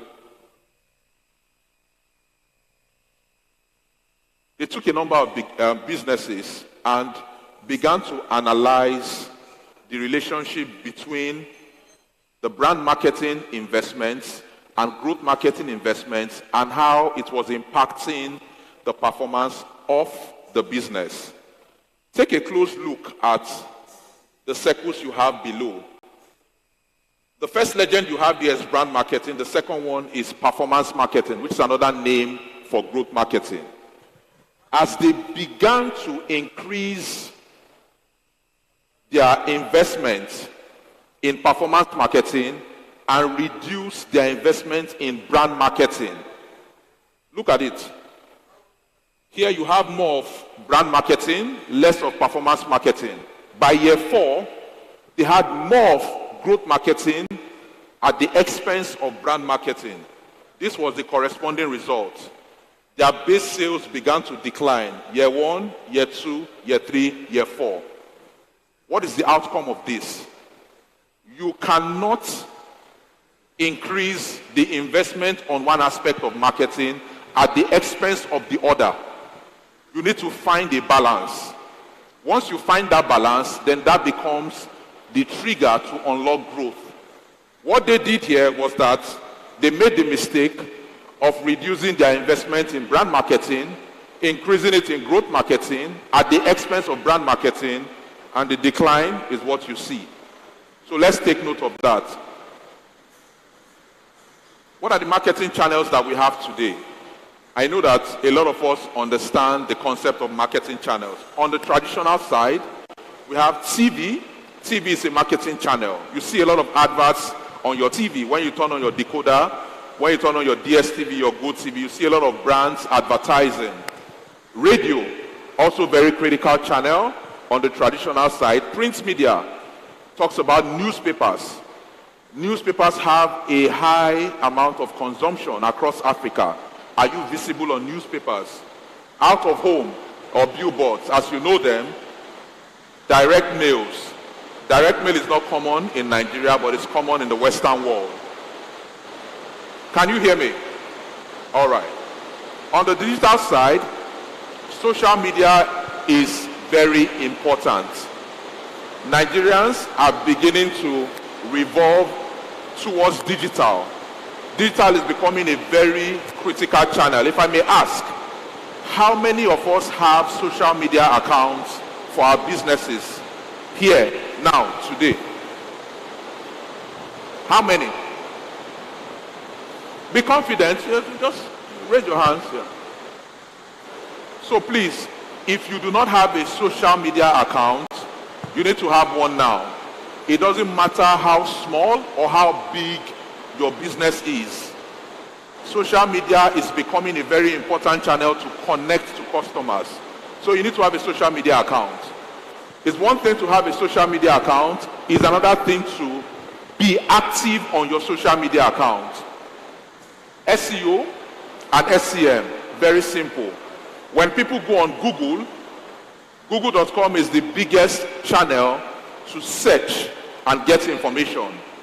When they go to Google and they type Emmanuel Microfinance Bank, does your business show up?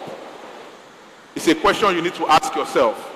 If I'm an investor and I want to come into the Southeast to do business, I want to invest in the microfinance space, one of the first channels I go to is to Google list of successful microfinance banks in the Southeast. And those are the people that I will deal with. So you need to ensure that you have visibility through search engine optimization and search engine marketing. Video marketing is also very important. You need to create video collaterals for your business where you talk about the value of your business, you talk about the capability of your products, and you need to post those videos on marketing channels. Email marketing. How many of us send emails to our customers? I'm sure we all send emails to our customers. How many of us? Emails. Good. Google Display Network. After this session, you can engage myself and some of the team at the back if you need to get more information on these channels. But these channels are very, very critical for you to be visible to your customers and also to ensure that they do business with you. Business categorization.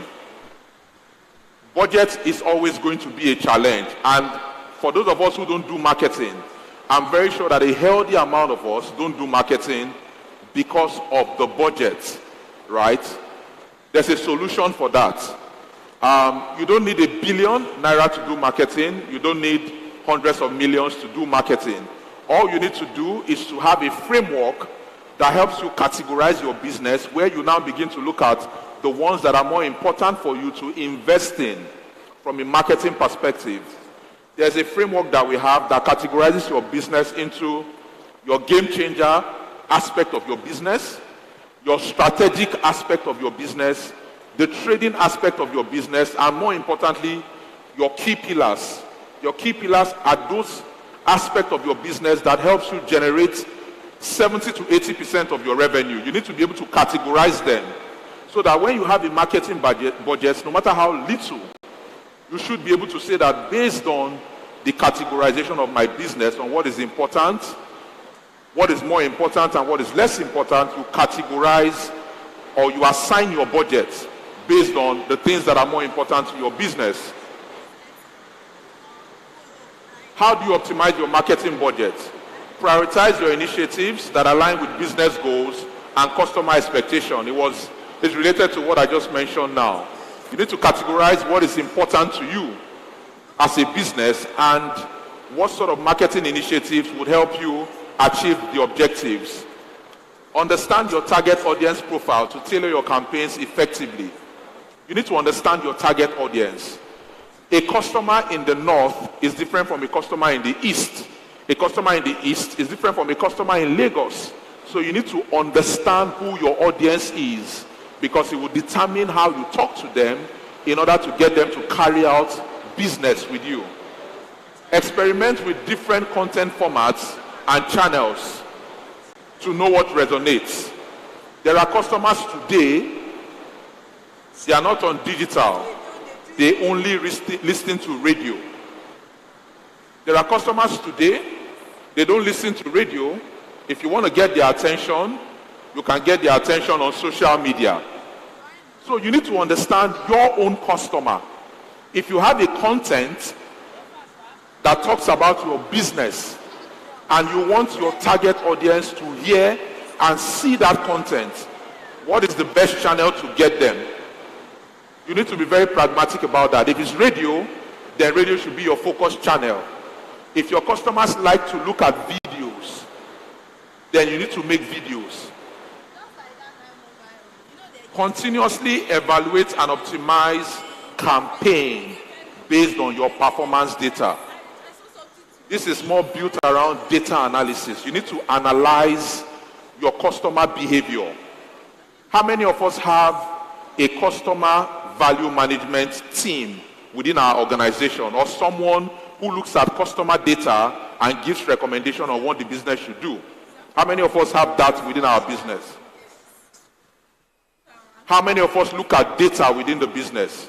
It's very important. If you've not been doing it, you need to start doing it consciously. You need to understand your customer behavior and look at opportunities that you can leverage to ensure that you grow the volume of your business. Budget optimization, takeout. The A to Z of what I've been trying to tell us is this. The budget is always going to be limited.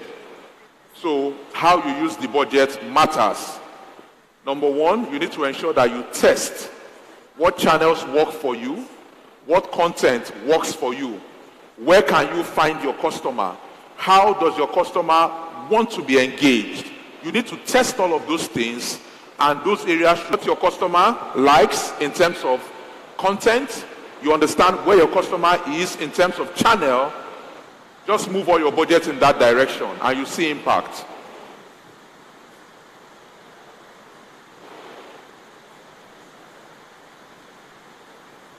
Finally, remember, Nigeria business landscape is ever evolving. Hence, strategic marketing is vital for resilience and growth. Always research, very important. Learn, very important. Evaluate, adapt, and innovate to maintain competitiveness and secure long-term success. Those 5 key things are very important. You must ensure that you research. You must ensure that you continue to learn and understand your customer and your market environment. You must evaluate data analysis, evaluate what your customer is doing, their behavior. How can you leverage and extract value from the customer? How to adapt, and you must always innovate. Innovation is very critical for business success. You need to find a way to come up with solutions that are new, that are novel, and that will give you a competitive advantage. Thank you very much. Thank you. Thank you. Let's put our hands together. Thank you very much. Thank you. Well delivered. And that is leveraging on product marketing to adapt, scale, and grow your business, advance your business. I must tell you, TechConnect 3.0 is well loaded. I'm not sure we've had this conversation in the previous 2 series that we had. This is well loaded. I hope the MDs in the house and their representatives took a lot of notes on how you can use this, information you're getting today, upscale your business. Those of you online, I hope you're also getting the information. Feel free to send us questions. We can as well answer you. Do we have any question from this session? Do we have any question from this particular session? All right, thank you very much. While the session was going on, I noticed some people were, worshiping unknown gods. It's allowed. It's allowed once in a while. So it's important that we take a leg break and at the same time have something to refuel our system, get re-energized, and then take the last session before we actually call it a day. So, ladies and gentlemen, we would like you to just get up orderly at the back. Something is served. A table is set before your friends, not your enemies. So you just go there and help yourself with some things that you know how to eat. And after that, we'll come back for the last 2 or 3 activities, and then we'll call it a day. All right. So lunch is served. Please do well to just go to the back and help yourself. We'll do that within 20 minutes, and then we'll be back. Thank you very much. Don't forget, it has been TechConnect 3.0 Enugu version. We are talking about adapting, scaling, and advancing your business using fintech. Interswitch is powering this event. Thank you, and God bless you. Let's have lunch.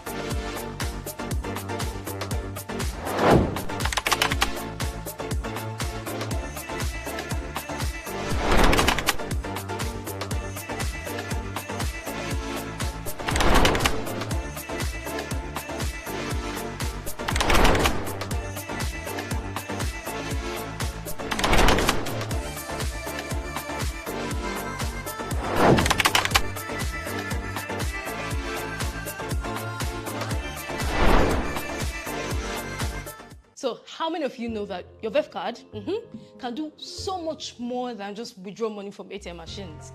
For example, did you know that you can actually use your VEF card to pay for streaming services like Spotify? I even use it to pay for Amazon Prime, Netflix, Facebook ads, and that is not even all. Now, obviously, this is me, but let's imagine she's my mom. Now, in my house, my mom's VEF card and POS machines are like 5 and 6. Like, she uses it to pay for everything from groceries to this to that. My brother, on the other hand, that one uses a VEF virtual card. Now, this is like a digital version of a physical card, and he uses this to shop on e-commerce platforms like Jumia. Personally, I am all about convenience, so I use my VEF card to fund my Uber wallet and pay for my trips. And when I forget my VEF card, because I always forget it, all I have to do is generate a VEF Pay code from my banking app or dial the USSD code and cash out with ease. So you see, there's actually a lot that you can do with a VEF card. And at this point, I think it's time to ask your bank for a VEF card. Don't you think so? Meanwhile, before now, did you know that you could do all of this with a VEF card? Let me know. I want you to imagine something. So imagine you are eating at a 5-star restaurant, but when it's time to pay,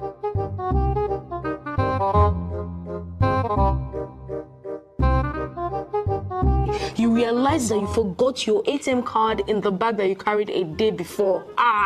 At this point, you start thinking of who to call or how you're going to help the restaurant wash plates.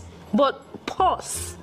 Do not panic, because VEF Pay code to the rescue. So let me show you how it works. The next time you forget your VEF card and you want to make a withdrawal, just generate a pay code using your bank's mobile app or your bank's USSD code. For example, if you want to use your bank's USSD code, just dial the code. Now, in my case, it is *919#, but you can use any other code that your bank uses. Now, after that, follow the prompt and get to the part of cardless withdrawal, this part. Now, select it and enter your PIN and follow the other prompts. Now, once you're done, you'll be sent a message that has your pay code in it, and all you have to do is go to an ATM machine, select pay code, enter the number, and then your cash out PIN, and of course the amount. And just like that, you've made your first cardless withdrawal with VEF Pay code. Anyways, let me know if you knew about this before now, and guys, don't forget to share this with others.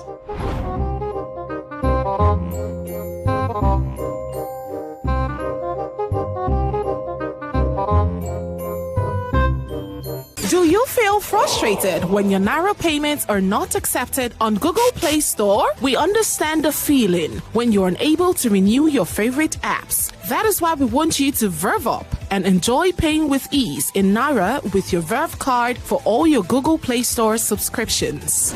Go ahead, ask your bank for a Verve card today to start making easy payments in Naira and keep enjoying all the benefits of the Google Play Store. Verve, enjoy the good life.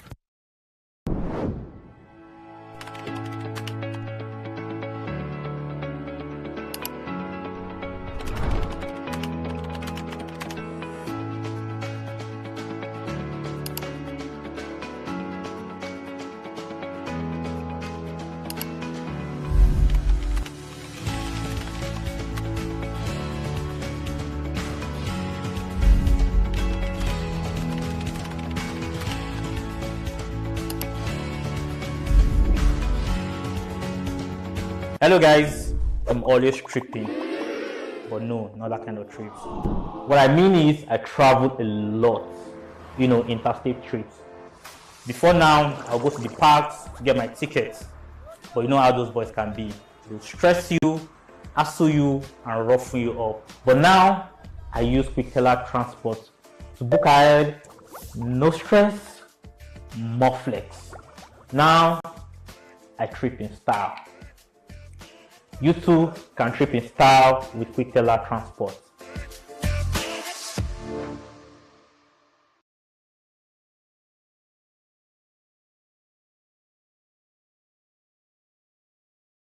Hello business leaders. We're in an era where doing business in Nigeria demands adaptability to fintech for advancement and growth. How should you navigate this new normal? Interswitch TechConnect is here again to help you answer this big question. Because we understand that business challenges vary across regions, this year's TechConnect is happening in 5 cities in Nigeria. We are coming to a city near you to discuss how to adapt, to scale, and advance your business with FinTech. Don't miss out on this. Register now to reserve your seat.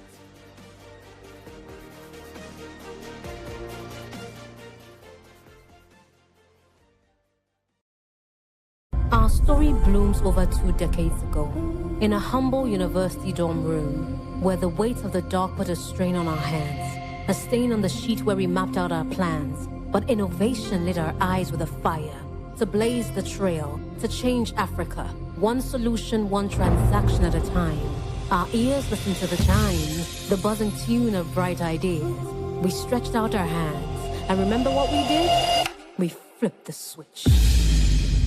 We flipped the switch, it was no ordinary motion. It was to herald a new notion. It is a champion's charge, your invitation to stand on our shoulders. It is your time for innovation. So go ahead, flip that switch, build that business, scale that hitch. Africa's future is waiting on us, and what looks like the sky is only the dew. We are on the brink of something new, because at Interswitch, we never stop. So you don't stop.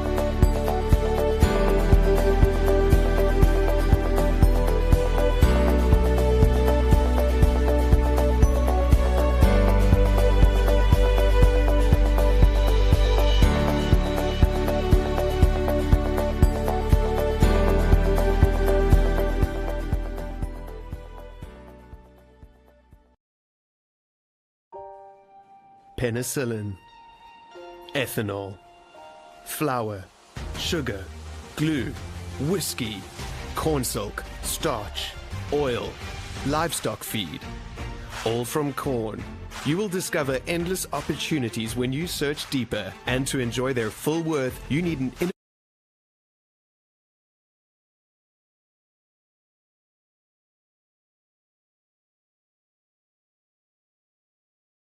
All the standing committees are hereby dissolved. We have integrated everybody with the right APIs for scaling and advancing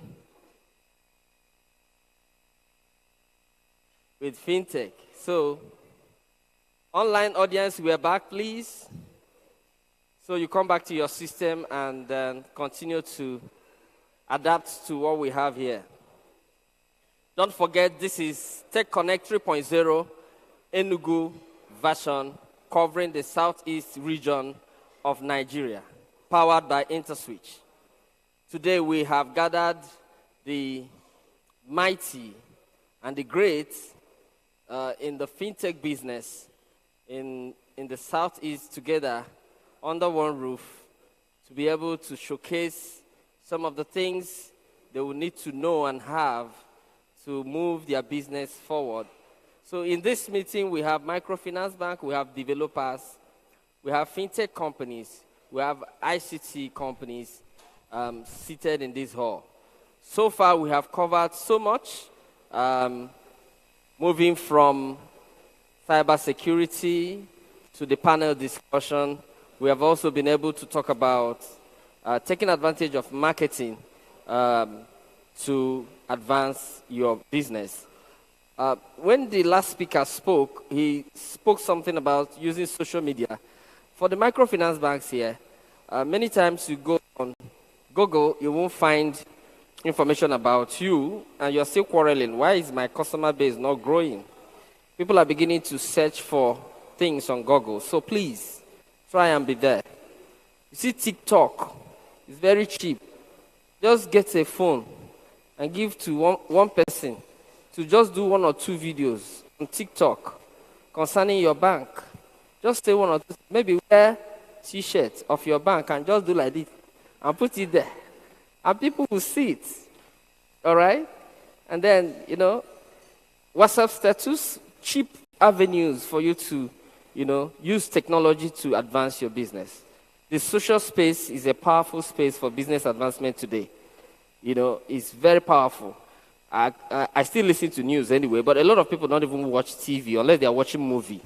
But a lot of people are on their phone, even when pastor is giving them prophecy that will move their life forward. They are looking at their WhatsApp in church.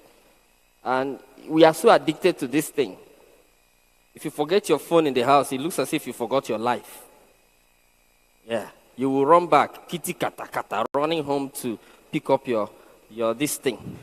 All right? So, if you're not making use of technology in your business, you're going to be outdated, according to one of the panelists. Surprisingly, most MFBs are not training their staff. What we have brought to you in Enugu today is part of it. And when you go back to your organization, organize a morning session, 7:30 to 8:30, to create staff awareness of what technology is doing. Do it in your local branch, all right? MDs, please get technology into your, in your life. I met one MD that said, I don't even use ATM card. And I said, how will you now sell it? All right? So get them to get interested. Get them to appreciate the fact that technology is the way going forward, whether you like it or not. Very soon, 5G is already here. Traditional marriage will be happening on this space. Wedding will be digital. I'll be in London and get married in Enugu. And everybody will be seeing each other. We can even shake hands. It's coming. It's already here. So if you're not following tech, you'll be, outdated. So I just did this summary to enable us settle down. And I bring in the next powerful person who is going to give us another strong information. All right? When we were talking about cybersecurity, there was a concentration on card. We still have a large number of card users, even though we are going towards cardless or contactless withdrawals. We're already there. I don't have my card, but I can withdraw money. Okay? I don't have my card, but I can withdraw money from ATM. I can do my transactions. I may not need cards. So pay code and all that is already in the system. But because we are looking at how we can still maximize the level where we operate today, so we still need to give you those information that will help you scale up on card issuance, fintech card issuance. All right? And we have an expert, a powerful young man, who is going to give us a talk on fintech card issuance, everything you need to know about card issuance. When we talk about fintech now, we're not talking about microfinance or commercial banks alone. As a fintech company, you can issue a card. All right? You can issue a card. Okay? We have small organizations that put themselves together, get licensed, they approach a school, and they can issue credit card to the students. Okay? They can issue prepaid card to the debit card to the students. So those things are all available. So I'm going to bring in right now the business development experts in third-party processing. Card is one of the products in third-party processing. And he is no other person than Kelechi Nkwacha. Please put your hands together. You have eaten now. Put your hands together. Thank you. Kelechi is coming on. He's going to be talking about fintech card issuance. And please take notes. If you have questions, you ask after the session. Those of you online, we are still here with you. We are integrating with you. So send your questions and we'll answer. Welcome. Thank you.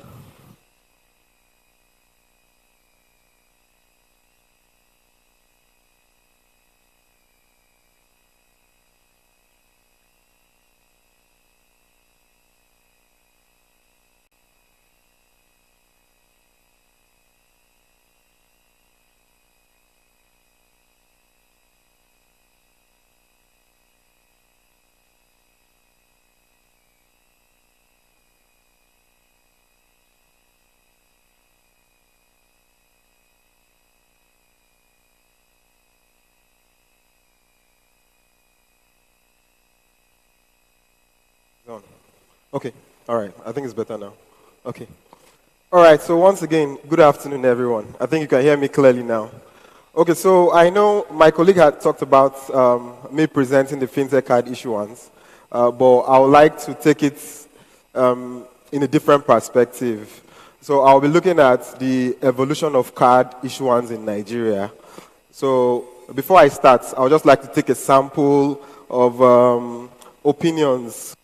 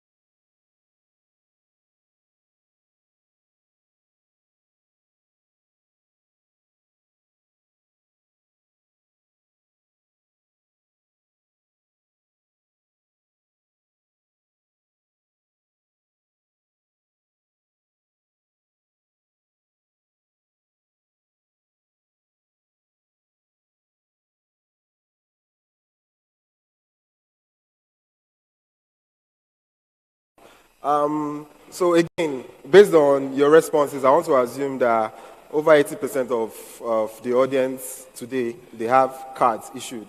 So typically, if you don't have a card with you or you don't have any means of withdrawing money from your account, we'll be looking at you as like a stranger because this is where we are today. But it wasn't like that some 25, 30 years before now. So I would like to take us through the journey where we started from in banking, where we are at now, and then what's the future, and then business opportunities that we can see based on card business.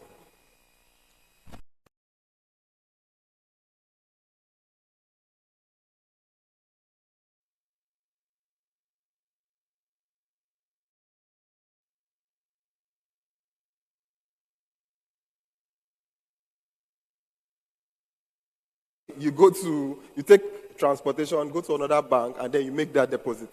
I think that was what banking was some 25, 30 years. Even for as far back as that, some of us there was what they called the tally. You will collect tallies and be on queues. Again, that was what we experienced then.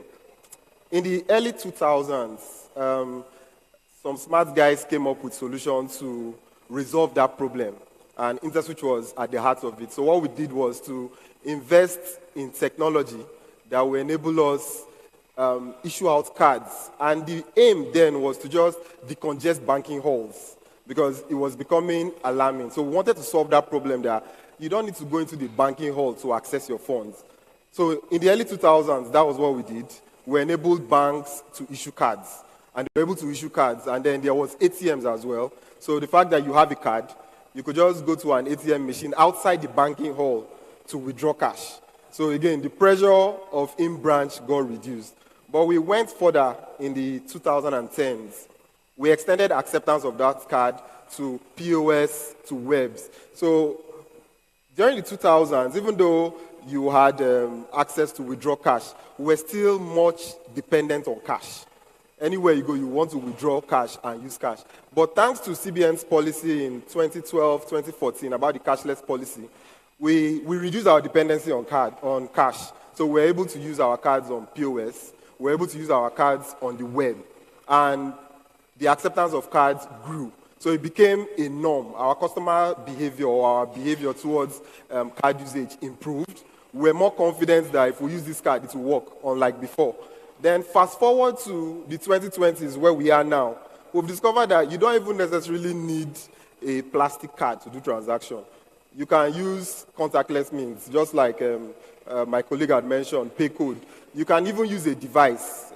There's what we call tokenization. You can tokenize your card on your mobile phone, on your watch, and use it to carry out contactless payments. So you don't necessarily even need the physical card as we speak now. There is even virtual cards. So when a customer opens an account, you don't need to wait for, say, 4 days, 5 days to get a card. You can issue that customer a virtual card, and the person can do transactions on the web. So that's where we are today. What are the trends that we are seeing? So I'll just take us through some trends, some things that are happening now. I believe I'm talking to the right audience. There's MFBs, there's Fintech. So what is actually happening now? And then we'll now look at how to position ourselves to address what is actually happening now. So I've mentioned the contactless payments. So contactless is where we are now. All the whole cards issued in Nigeria today, whether it's Verve, whether it's Visa, whether it's MasterCard, it's been enabled to carry out contactless transactions. And thanks to COVID, when COVID happened, we were trying not to touch ourselves. So contactless also played a role. And of recent, CBN has even mandated or released a guideline for contactless transactions. So contactless has come to stay. And that is what is in vogue now. Mobile wallets as well. So the likes of the OPay, the Paga, Fintechs, they issue out mobile wallets that can save funds. And from that funds, customers can transact. So that's part of what is trending at the moment.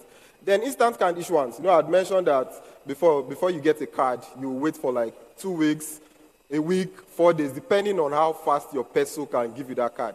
But there's an instant card solution today that you just have a printer in branch, and the customer walks in less than 15 minutes. You're able to issue that customer a card. So you don't necessarily need to wait for the peso. And these are solutions that we have. And so we've also talked about partnership. Interswitch has a solution that caters and enables Fintech to issue out cards, but the Fintechs cannot do it alone. They need a partner. They need a bank to partner with. And we've been seeing that collaboration in recent times. Banks are beginning to partner with Fintechs to enable them issue cards and perform bank transactions, unlike before that it was only banks that were doing such type of transactions. And the regulation also is playing a role. Today, we all know about the Afrigo card that is being driven by CBN, our domestic, national domestic cards. So it's part of what is trending. The e-cash, the e-naira, cards are now being issued off the e-naira that CBN has introduced. So what is the future of cards? So again, we've looked at where we're coming from. We've looked at what is trending. So where are we going to? That's the question. Digital-only banks, we call them the neobanks. Some refer to them as digital-only banks. So there are banks today that you download the app, open an account, and you are issued a card. We call them the neobanks, the digital banks. And we have them today. We expect them to grow. So you don't need to walk into a bank branch to open an account. With your mobile phone, you can just download an app, and you open an account, and you get everything that you want to get from a bank. So those neobanks are playing in that space. And what are they using to play in the space? They are issuing virtual cards, not necessarily the physical cards. So just imagine that you are able to open an account without visiting the branch. What you need to do, you don't even need to wait for a physical card. You can just access the virtual cards that they have available. And it's providing ease of transactions for this our generation. We're in the generation whereby we are not delaying to do things. We just want things to happen at the snap of our fingers. So that's where we are going, and we're going to see growth. So the contactless payments also is going to continue to grow. The adoption will improve. So just like I had mentioned that CBN has already given out a guideline for contactless payments. So the future of cards is actually contactless. And with contactless, you can tokenize a card. So the tokenization solution, you tokenize that card on wearables, on mobile phones to do transactions. So not necessarily the physical cards. And then enhance security measures. So, as we keep developing and innovating, the fraudsters are not sleeping. So we've overcome the aspect of them having access to our accounts. Now, there are AIs that have been built, just like Susan had talked about the security measures. Even the tokenization, the 3D secures, they are improved measures that we are using to counter those fraud attacks. Again, that's the level we are going to, and we'll continue to improve on that. Cryptocurrency integration. So we believe that in the nearest future, card will be issued off crypto wallets. And within this country, we are hoping that if there's a regulation that will cater for cryptocurrencies, in the nearest future, we'll issue cards off those cryptocurrencies. Sorry? Okay, so I've talked about the future of cards. I've talked about what is trending. So what do we have in store for you from Interswitch? What business opportunity is available for you to leverage on so that you will scale your business? Because that's why we are here. So I've talked about virtual cards. Interswitch has a virtual card solution that will enable the fintechs and the MFBs issue out non-physical cards on their mobile phones or mobile wallets. And with that, you can do transactions, not necessarily waiting for the physical cards. And the beauty about the virtual card is in the event that the customer wants a physical card, you can still request for a physical card and it will have that same details of the virtual card that you have. I've talked also more about tokenization solutions. So what is tokenization? Tokenization is a security measure that enables you, it converts the card details, which is the PAN, to a unique token. So if you're doing transactions on the web, your card is protected. And then the other thing that tokenization does is to enable your phone to become a card, so to speak. So if you tokenize your virtual card or your physical card on your phone, you can use that phone to do a tap and pay transaction on contactless POS. We have that solution, and we can discuss further because it's something that you will use to scale your businesses. Fintech card issuance also is one of our solutions that caters for issuing cards for the fintechs. So we need the partnership of the MFBs and the fintechs. All you need to do is you will sponsor a fintech. When we say sponsor, you will extend your BIN to the fintech so that the fintech will be able to issue cards. So you are the sponsor of that fintech. And that's where partnership and collaboration comes into play. The instant card solution that I've talked about, we have our card fusion. Interswitch has called it a card fusion. So it's an end-to-end instant card solution that caters for issuing cards immediately. So you don't need the peso this time around. All you need to do is integrate into the solution. You have a printer sitting in branch, and when the customer comes to request for a card, in less than 15 minutes, you are able to issue the customer a card. So we've been talking about cards, and majorly is actually debit cards. But we have a prepaid, and we have a credit card solution as well. We've partnered with Transaxis, and we've revamped the prepaid and credit card solution. So you can leverage on that to issue out to the segments of your customers that want to have sort of loans and all from you. So I will pause. I think this is the end of my presentation. I will pause and take questions if there are any questions.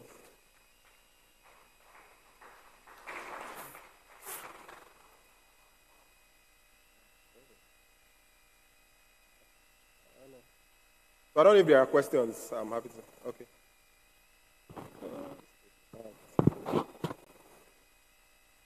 So somebody has a question. I don't know if I can extend the mic to the person. Yeah. I want them to get you a mic.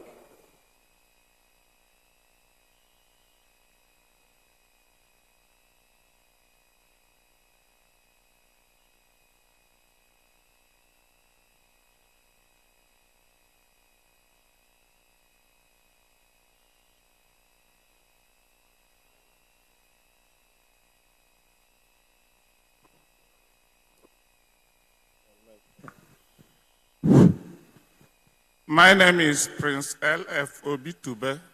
Okay. Shibes MFB. Thank you for a wonderful presentation. If I didn't get anything, I understand you said the idea of all this improved technology is to decongest the banking hall. If I got you right. Yeah, I mentioned that as well, yeah. Right. I want you to draw a line. What is happening now in some banks that are bringing the line back? that if you want to make a transfer from your savings account, they will ask you to come and thumbprint.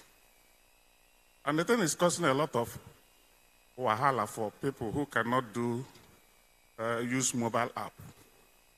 I had the experience Tuesday last week, and it wasn't a palatable thing. You see people queuing up, like those days you collect tally. How do we discourage this from the commercial banks?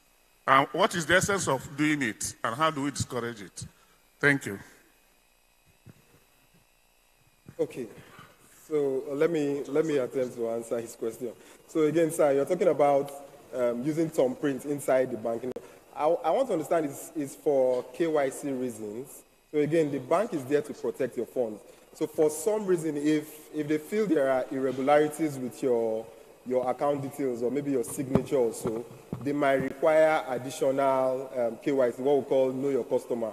So I want to believe it's from a compliance perspective, but again, it depends on what the bank is seeking to curb or prevent. So, we've had several cases of fraud, and fraud is still happening. So maybe those banks have experienced such, and they're trying to kind of know their customers better, and they're calling for more verification. So maybe, I don't know, is it something that you do always, or is just one-off? So each time you want to withdraw? Yes. Each time you want to do a transfer, they seek for it. Exactly. So so another thing is to be maybe they are trying to discourage you from coming to the bank here. So they want to make those processes as long as they can make it. But again, it's for the security of your funds. So and that's ultimate. Sorry, I'm not talking about myself. I'm talking about other people who cannot use mobile app. I don't go to bank to do any business personally. But I wanted to help somebody last week who has no time to go to the bank. I went to the bank, got a form. The person filled and perfected everything, signature, everything correct. They said the person must come to the bank. That's their new system. I think it's for security measures again. Yeah, so I would like us to leave it at that. So I want to believe it's for security measures. Okay. My name is Emmanuel Ochog, Abia State University of Finance. My question is, I want to thank Interswitch for all the efforts in financial inclusion. But one other aspect I want them to do something is this instant card issuance. It's a very important thing. We tried doing it, but the cost was carrying. So I think that Interswitch, in their effort to deepen financial inclusion, should try to do something, because if we're able to encourage, if Interswitch is able to encourage microfinance banks to acquire that machine and do it, it will go a long way in deepening financial inclusion. Thank you. All right. Thanks for that feedback. So again, I would say, technology is not cheap, but we can have a workaround. So I can have a discussion with you outside this session, and then we can take it up from there. All right. Okay. All right. Thank you very much. Okay. Any other question? I think somebody else asked a question. I know that card will generate a lot of questions. Mandina chalk. Card is going to generate a lot of questions, actually. But then, the questions that if you present a technology like this, and also as we're advancing, you definitely see, sir, that the issue is fund. As we are all seated here, especially the microfinance sector, fund. I was discussing with my colleague, I said, ego moral support of ego. Because at the end of the day, it boils down on the figure that the microfinance bank would want to cough out for card fusion, for instance. Yeah. I want to implement card fusion, and I know I've made a little inquiry, and I'm going to spend close to 9 million or thereabout. All right, it's like 5-point-something million, so to speak, for the cash fusion application, maybe from Interswitch and all that. So, let there be a way. I'm saying, is there no way that Interswitch, having known that we are not good, we don't have good financial capability, bring these things down so that it will encourage more microfinance banks and also fintechs to come on board. It will really help them, because when you ask a microfinance bank now to cover 5 million, that the first NMD will say, IT has come. Please. But they want this technology, but they don't know how to go about this technology because of funding. Is there no way Interswitch will bring this a little bit low? Please, to consider us. Thank you. Okay. All right. Thanks very much for that comment. So again, I know that Interswitch are very flexible with pricing. So we can't chase you with pricing. So just like what I told this man, we can discuss after this. So that the pricing will not chase you. We are very flexible. We can have that conversation. Yeah. And I'm sure we'll have a fair landing on it. Yeah. Thanks. All right. Thank you. Let's put our hands together for him. Kelechi, thank you very much. Okay, don't worry now. Technology is not cheap. We must accept that, first of all. We've had these conversations over the time in the Southeast. I must say that we need to be more broad-minded when it comes to spending for technology. All right?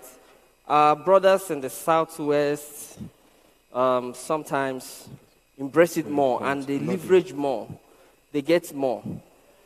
No be where people say better soup. It means you need to spend some money to have some good things. However, because this is Southeast and I'm from here, I want to ensure that we leverage on the technology that we have. It's not cheap, honestly. We understand the pain of microfinance bank, but please encourage the shareholders, the MDs, and all the people involved that technology is not cheap. And for them to expand, that investment must be made. And it can be recouped over time. It's not like put it now and get it now. The one we call in Igbo language, cherewere. No, it's something you do over time. So because we are doing this in the Southeast, and this is my region where I control, those who want to do instant card issuance, today instant card issuance is 5.5 million. That's what we charge for instant card issuance. Now, I'm going to make a case for any microfinance banks that wants to do instant card issuance and is willing to give us an award letter between now and Friday next week. Okay, let me say between now and the end of this month, which is 31st, or 30th rather, I'll make a discount of 1 million naira. Yeah, I will. So, you see, no Greek clap. I will change my mind just now. All right. So if you talk to your board and they are willing to do that between now and 31st or 30th of September, we will give you 1 million naira discount from 5.5 to 4.5. But please note, that is those who are in this conference. Those of you online, you better send a chat now. If you're not in this conference, this discount is not for you, unless you send me a message now. Otherwise, after 30th of September, those of you who are willing will take advantage before 30th. After 30th, we go back to 5.5 million. Having said that, which I know has gladdened your heart, I want to welcome another fine gentleman with a lot of knowledge in Interswitch security solutions. So let's now deal with the that will help you. Some of you have now looked up. That will help you deal with the security issues. And I have Chijioke Eze to deal with that. He's a strong, powerful man when it comes to security services. When he's done here, follow him to the back and let him integrate you with security. God bless you. Thank you. Let's put our hands together for him, please.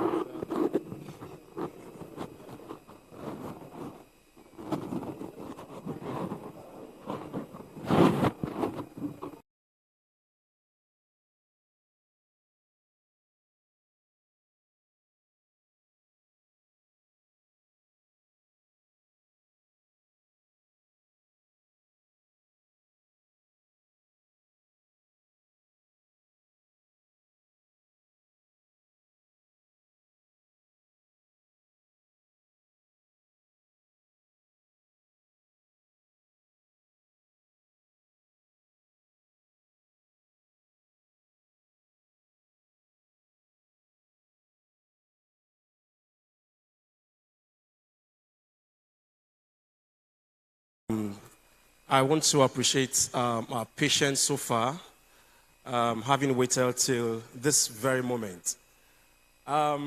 This will be one of the last products that I will be talking about as we bring this workshop to a close. All right? And it's a very important product, as Emmanuel has said. It's a product that many of us here are longing to see. And I will use the time before me judiciously about this product. All right, Interswitch as a Service, ISAS. So ISAS stands for Interswitch as a Service. But before I go in depthly into this, I just want to chip in something. Maybe one or two person can get that understanding before you leave here. So when we talk about cybersecurity is quite different from cyber fraud or cyber crime. So cybersecurity is the action, is the control that you put in place to ensure that cyber fraud is fought to the very end. And why cyber fraud or cyber crime is the actual activity that happens, okay? And usually this is on the internet. So Interswitch as a service, it's I will start by discussing this analysis that has happened over the past year, from the year 2018 to 2022. So over the years, we've had increased number of fraudulent activities. Increase. If you look at the graph up there, you'll see in 2018 we had a certain count, and it increased to 44,947 attempts. 947, and then it increased until 2021, and then in 2022 we had a decrease. But I will tell you why. The below graph tells you of the actual loss at each of the banks incurred in the different year. In 2018, in 2019, in 2020, in 2021, and then in 2022. 2021, we had 123,918, and then in 2022, we had 101. What actually changed? You see, cyber fraud on a daily basis is enhanced. You see, the people that are into it, they want to enhance it. I don't want to hit that system multiple times. I just want to hit it once and then make all the billions. And we know so many companies today have been crippled. So many companies today have closed down as a result of this. We're talking about cybersecurity. There is no control that these companies are put in place, that these financial institutions are put in place. And as a result of that, their businesses have collapsed and they are out of markets. In 2022, the amount in billions that was lost was 14.3. 14.3. In August this year, August 24th, 25th, we had a report that was released by Financial Institution Training Center that the total loss that the Nigerian bank made as a result of fraud was 5.78 billion naira in Q2 alone. In Q2 alone. In Q1, 476 million was lost. And then in Q2, we have 5.78 billion. And so when you look at the difference, you have like 1,176% increase that these banks have lost. The reason is because so many of them have not taken security very seriously. And I want to believe that we that are gathered here, we are very conscious about this and very conscious about what is happening. And so therefore, you are taking fraudulent activities very seriously, just as we as Interswitch would be glad to help you. We've had this fraudulent activities happen from many of the channels, from mobile to web to POS, internet banking, e-commerce, ATM, non-electronic channel, across the counter and checks. And these are the channels that these fraudsters would use to perpetrate these fraudulent activities. And you want to secure your environment. You want to secure your solution so that you don't become a victim to this fraudster. In 2022, the total reported fraud count decreased by 22%, while the actual loss increased by 12% when compared with 2021. The mobile web and POS channels were the most exploited channels by fraudsters in 2022. So having this knowledge, what do you need to do? What measures do you need to take to put in place? I want to talk to you about the Interswitch Security as a Service platform, ISAS.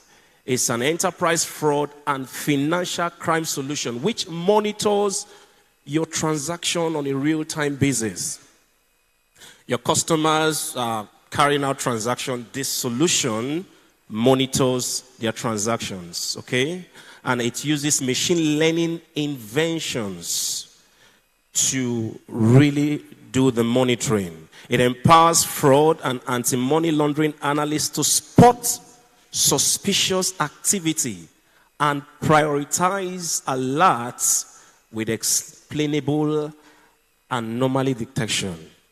You have the solution integrated to your own application. What it does is that on a real-time basis, it notifies you of an attempt that is going on. While the fraudster on it, the solution does the notification, and thereafter, you are able to take certain measure.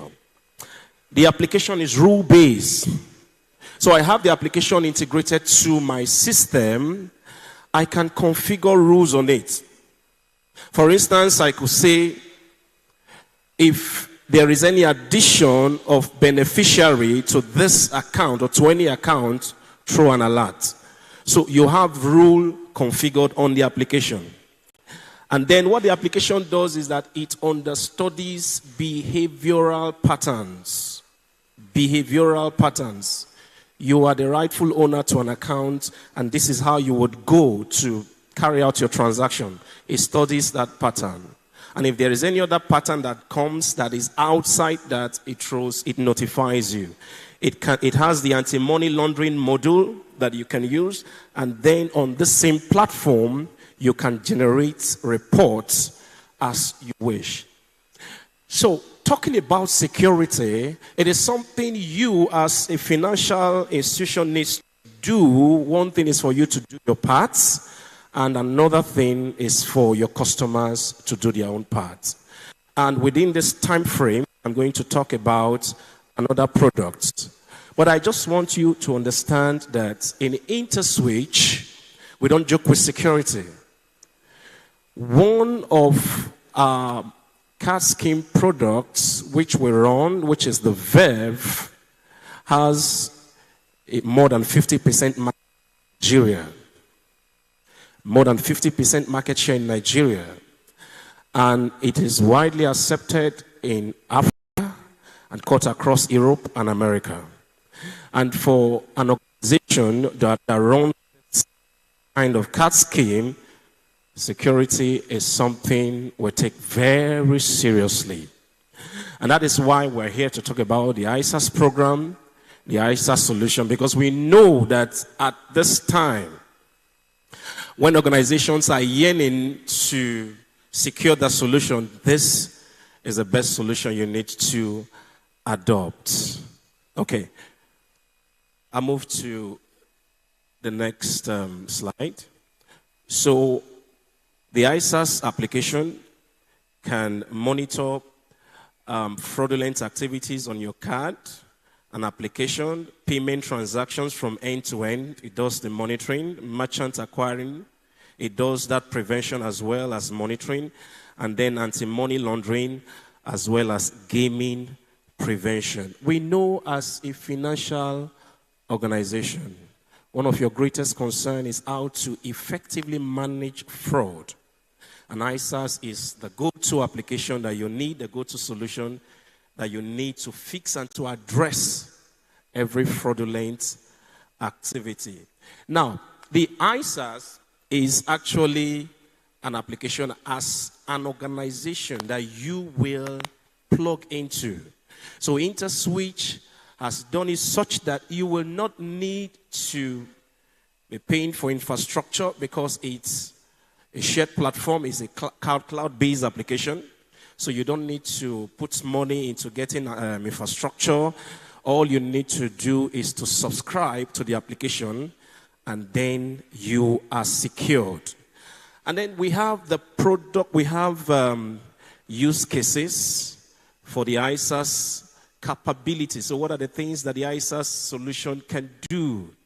In the area of merchant-specific fraud types, yes, the application can detect this type of fraud, limit breaches, location. You don't want someone is using your card or maybe performing transaction on your account from a different location that you have not assigned. The ISAS solution will prevent such kind of transaction. And you also have the ability to customize this application to suit your taste, how you want it, so you can customize this application. Quickly before I leave the stage, there is another product that I want to quickly talk about. And this is a product that your customers can leverage on.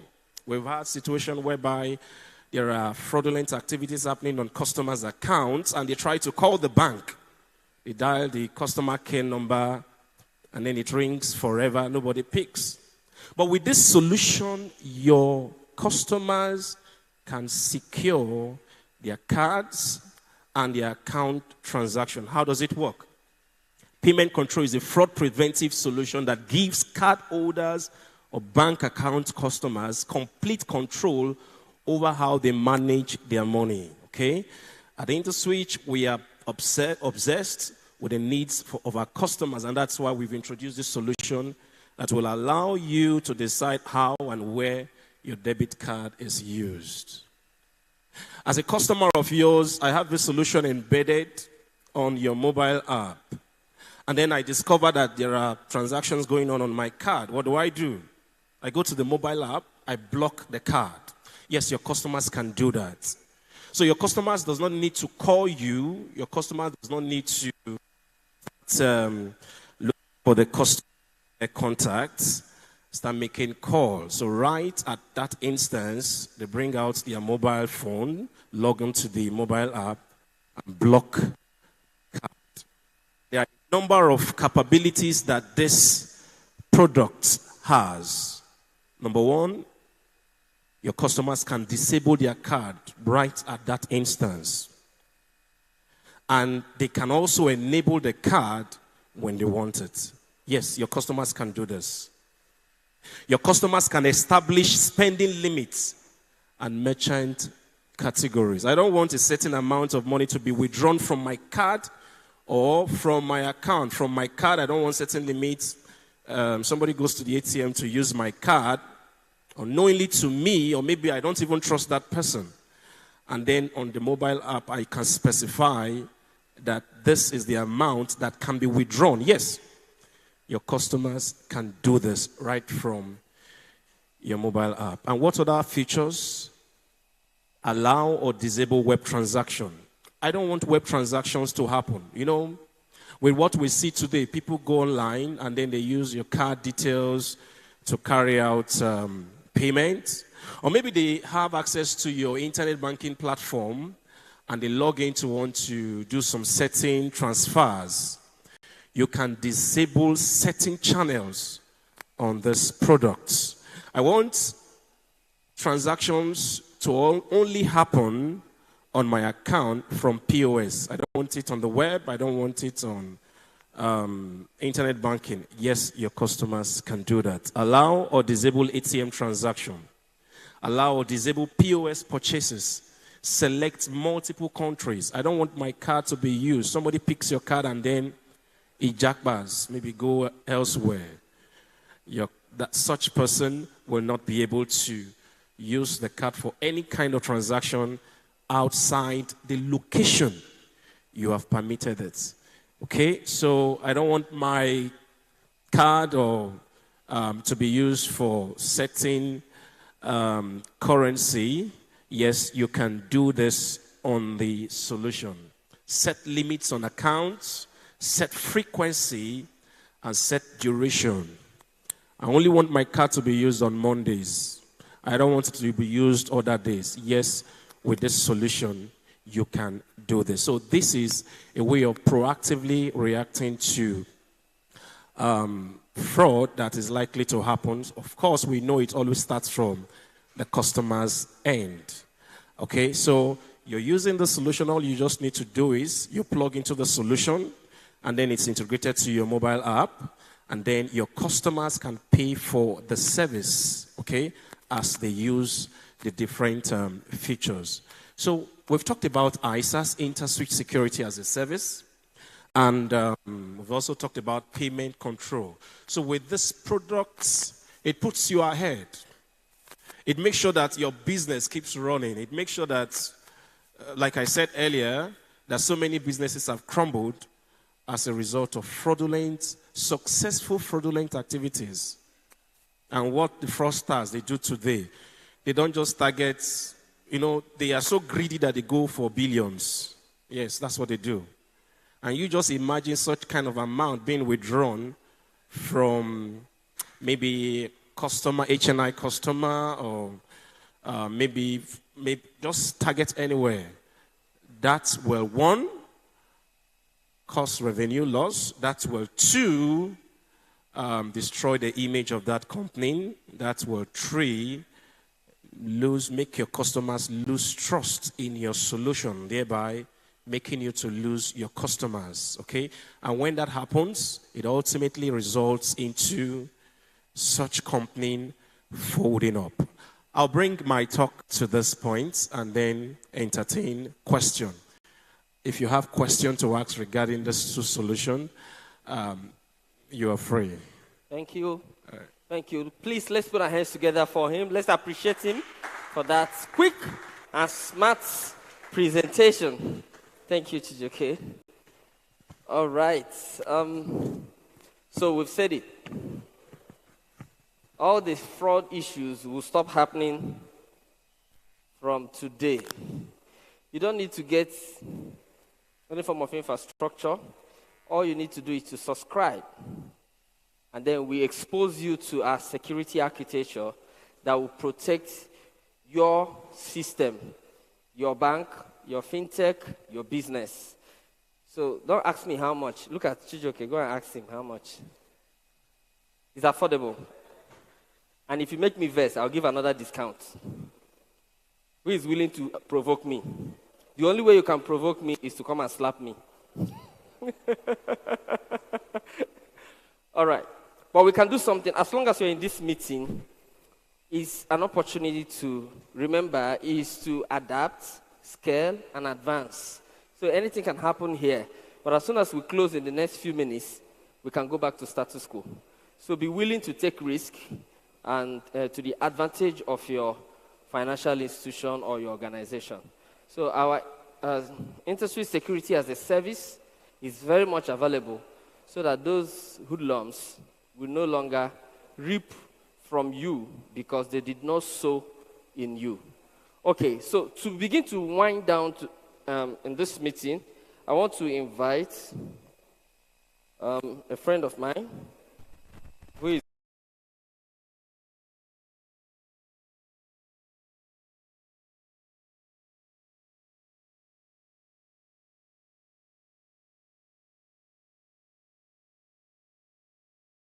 year. He will tell us about channel partnership. Some of us are seated here and you're doing one or two things in the name of Interswitch and you're not making money out of it. We are not happy about it. Maybe you're online, you used to recommend people, go and go use Interswitch. We are not happy you're not making money. So we want to bring you in as a partner. So immediately you mention Interswitch to anybody, and the person buys business from us, you make money. You see, we are very generous. We are not selfish. So how can you be selling Interswitch and you're not making money? So Chidi, please tell us how to become partners with Interswitch and make a lot of money. Me too, I want to be a partner. Yes.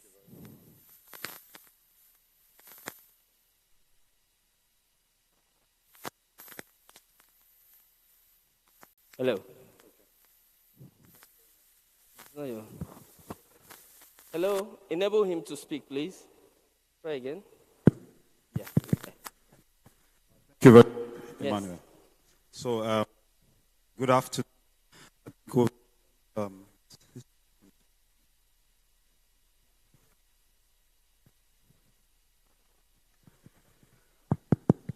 Okay, good afternoon once again.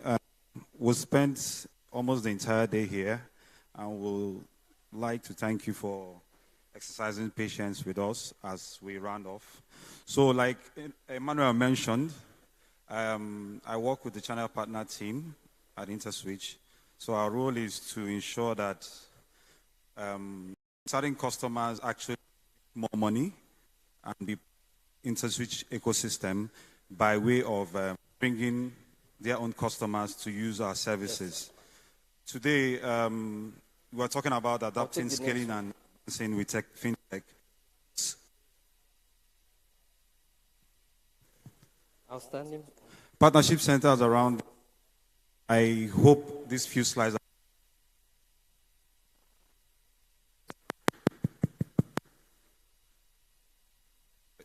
Sorry about this.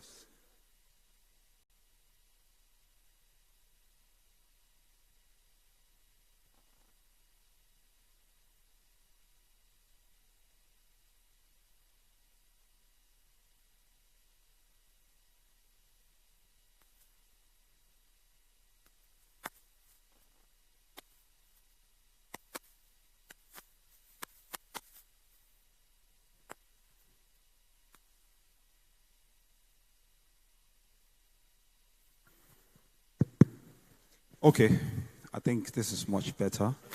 So the channel partner program is centered around how you as a partner can gain from the resources of Interswitch, the solutions that Interswitch has positioned for customers.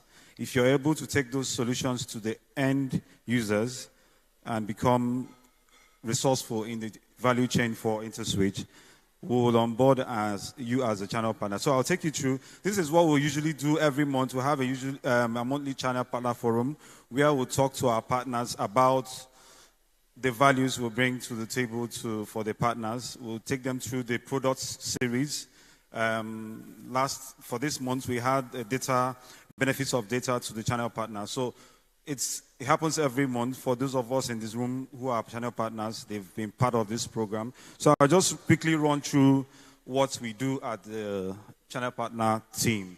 So partnership for us, it's designed to train, onboard, and certify channel partners to drive revenue across different businesses. And today we have 5 categories. The categories cut across resellers, independent software vendors, solution partners, and strategic partners. I also come to that at a later stage in this presentation. So for us, we look at the stream of the partnerships program, the roadmap, which is we onboard and recruit, relationship management, performance and management, and then compensation. So for this area of buckets, you find out that for onboarding, we'll take you through the onboarding process, take you through the KYC process of onboarding as a channel partner. Then we look at all that we need to do together to ensure that you generate business in terms of business meetings. Like on this trip, I've had a cause to discuss with some of our partners for opportunities in their space. So this highlights all that we do, the partnership roadmap. I don't want to waste too much time on this because we've spent a lot of time here. So the partner journey. So like I mentioned, you provide us with your preliminary information, which we take through our due diligence. And then once you pass that process, we would issue you our master service agreement, and which you expect to sign off, and we'll classify you, and then also take you to attestations. Once you're done with all that, we'll give you a welcome pack, which comprises of your welcome letter, the program guide, brand guide, and etc. Then the portal is also open for you to take your leads there, because the portal is designed to ensure that the partners register their leads there for tracking, because once you register your lead on the portal, we should be able to assign it to the business that is responsible for that opportunity and ensure that that deal is closed. Because in some instances, you find out that partners bring deals and the salespeople also go to those deals. So if you register it on the portal, we should be able to push it to the right team that will drive the sales process to a conclusion. Then you're supposed to develop a life cycle document that we share with us that shows us what you want to do on a monthly basis, annually, so that we can also work with you on those lines. And then you undergo necessary trainings at each point in time. These are expectations. They cut across different things: understanding our product, leveraging on relationship, promoting and protecting our brand. We value our brand so much, so we expect our partners to protect it. You're the primary source of a relationship with your customers, so we rely on the information you give us to better the solution or even modify it as required. And we also ensure that you comply with all the regulations that we've communicated to you. So like I mentioned earlier, there are categories. Just to mention, one partner can be more than one category in Interswitch. So you can become a reseller and at the same time a strategic partner. What it means is that you can open up new markets. For the strategic partners, they open new markets for us. They help us open new areas where Interswitch is unable to get to. Technical service partners, they provide us with technical service to their own customers, and somehow Interswitch is embedded in whatever they are doing with them. Solution developers, independent softwares, and the resellers are the ones that will just take the solution and go to the end users to sell it.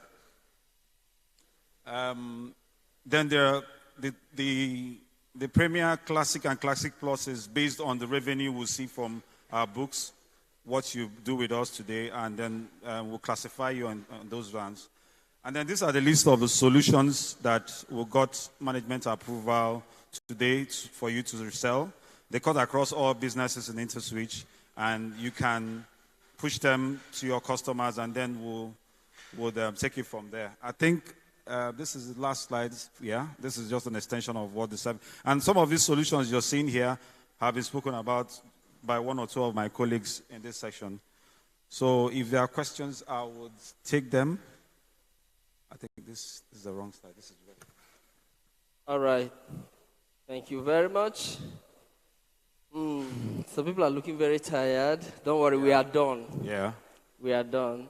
Put your hands together for yourselves. Thank you. For those of you who have waited till now, thank you so much.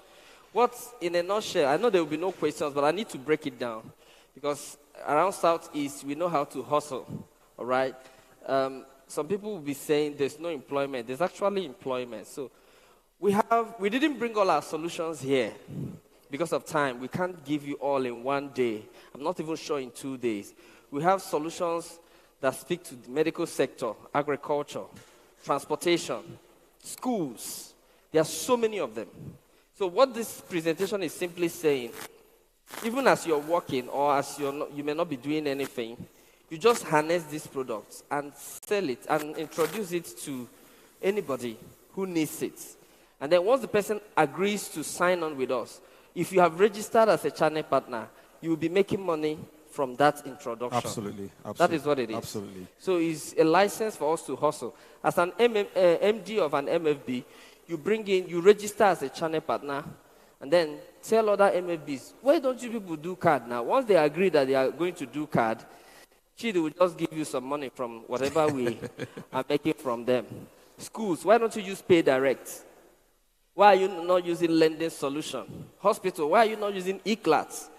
Okay, so we will expose you to all our products. You just go out, sell, and make money. Employ yourself in the name of Interswitch. Print ID card for yourself. Just make money. Just to add, Emmanuel. So the partnership program is also designed to extend knowledge. So we talk about these solutions here, and people come and listen. But once you start being part of the program, you can even ask for breakout sessions where we take you one-on-one on the solutions and teach you details. You can ask questions about them, get clarifications, and be able to speak the Interswitch language, the way Emmanuel, as a salesman in the region, would sell a Pay Direct, right? You can also speak that way to your customers. All right, thank you very much. So immediately after now, you can meet Chidi to get more details on how to register as a channel partner. So we are now at the award station, which is the last thing we are doing right now. I want you to witness. Don't forget that we still have a gift package for you. Those of you online, thank you very much. We don't know how to integrate this gift item online, but you can send us a message. We can reach you where you are. So please pass the award items to me. Yeah, pass them, bring them. Some beautiful young women bringing award items. Thank you. You can just place them for me here. Thank you. Right. Yes, sir. Thank you. Thank you. Thank you. Yeah, thank you. Yeah.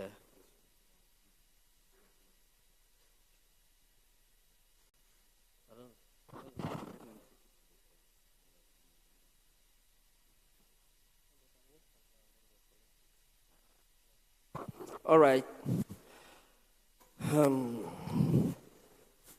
Okay, we have various categories. I want to encourage you to try and let your bank and your organization be part of this award next year. Sign on with Interswitch. Do a lot of businesses with us. Some of you have solutions you're not using. Pay Direct, Auto Pay. Use them. So we recognize you. This is very important. It goes to your CV as a bank. I mean, speaks well about you globally. As we are doing this now, we're being watched on all social media platforms all over the world. And it's huge. It's big. So please. And we want to use this opportunity to welcome Kenechukwu Microfinance Bank. Kenechukwu Microfinance Bank. Do we have a representative from Kenechukwu Microfinance Bank? Wow, they are here. Please put your hands together. Round of applause for them. Outstanding performance, recognition for outstanding performance. Kenechukwu Microfinance Bank. Please walk through this way. Where is the photo snapper? The photographer, please. Come closer. The media. Come closer. All right. Please, this is for Kenechukwu Micro. Okay, you are two of you. Beautiful. We want to appreciate you for your services, for your patronage, for your partnership. And we want to use this to let you know that we recognize all you do, and we want you to continue to do more with us. Congratulations. Thank you.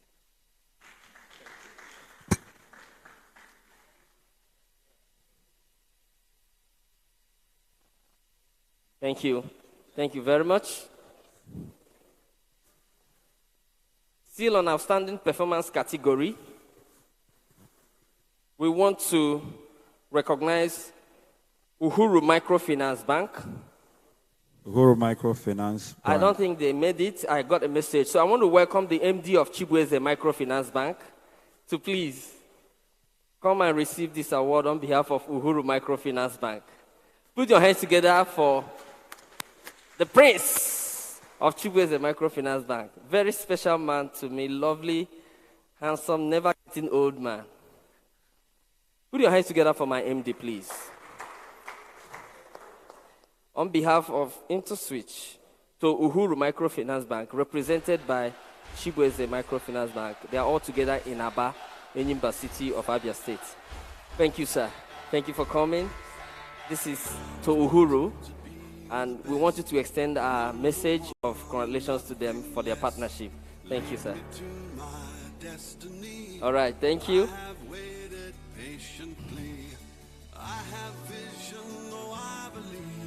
Still on the outstanding performance category, we want to welcome Uzon Microfinance Bank. Uzon the Microfinance Bank.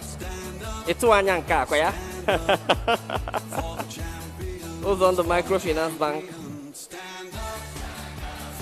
A powerful microfinance bank in Anambra State. Very outstanding survey. They want to grab everything technology.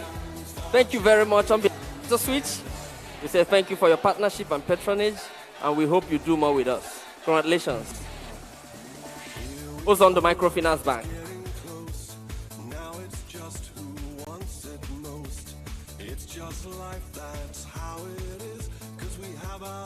Still on the outstanding performance of microfinance bank category, we want to welcome Monarch Microfinance Bank.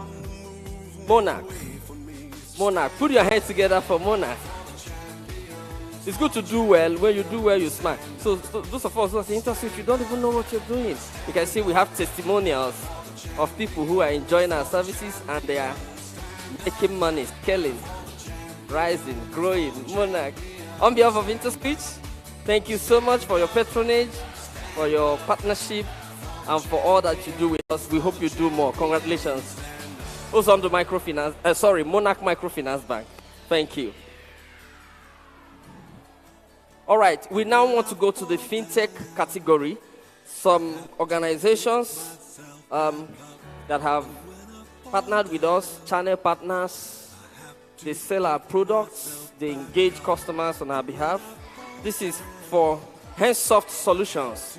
Handsoft Solutions. Do we have a representative of Handsoft Solutions? Okay, so we invite Samuel Nga to come and receive for Handsoft Solutions. And I hope they hear us from wherever they are and know that Interswitch recognizes their partnership and their patronage. Samuel Nga is the sales executive of Interswitch, resident in Anambra State. So please, if you need anything from Interswitch and you are in Anambra, Oka, Asaba, please reach out to him. He will seriously attend to you. On behalf of Interswitch for Handsoft Solutions, congratulations. Thank you. Still on fintech category, outstanding performance. Sorry, we missed this from for the microfinance bank, for Zikora Microfinance Bank.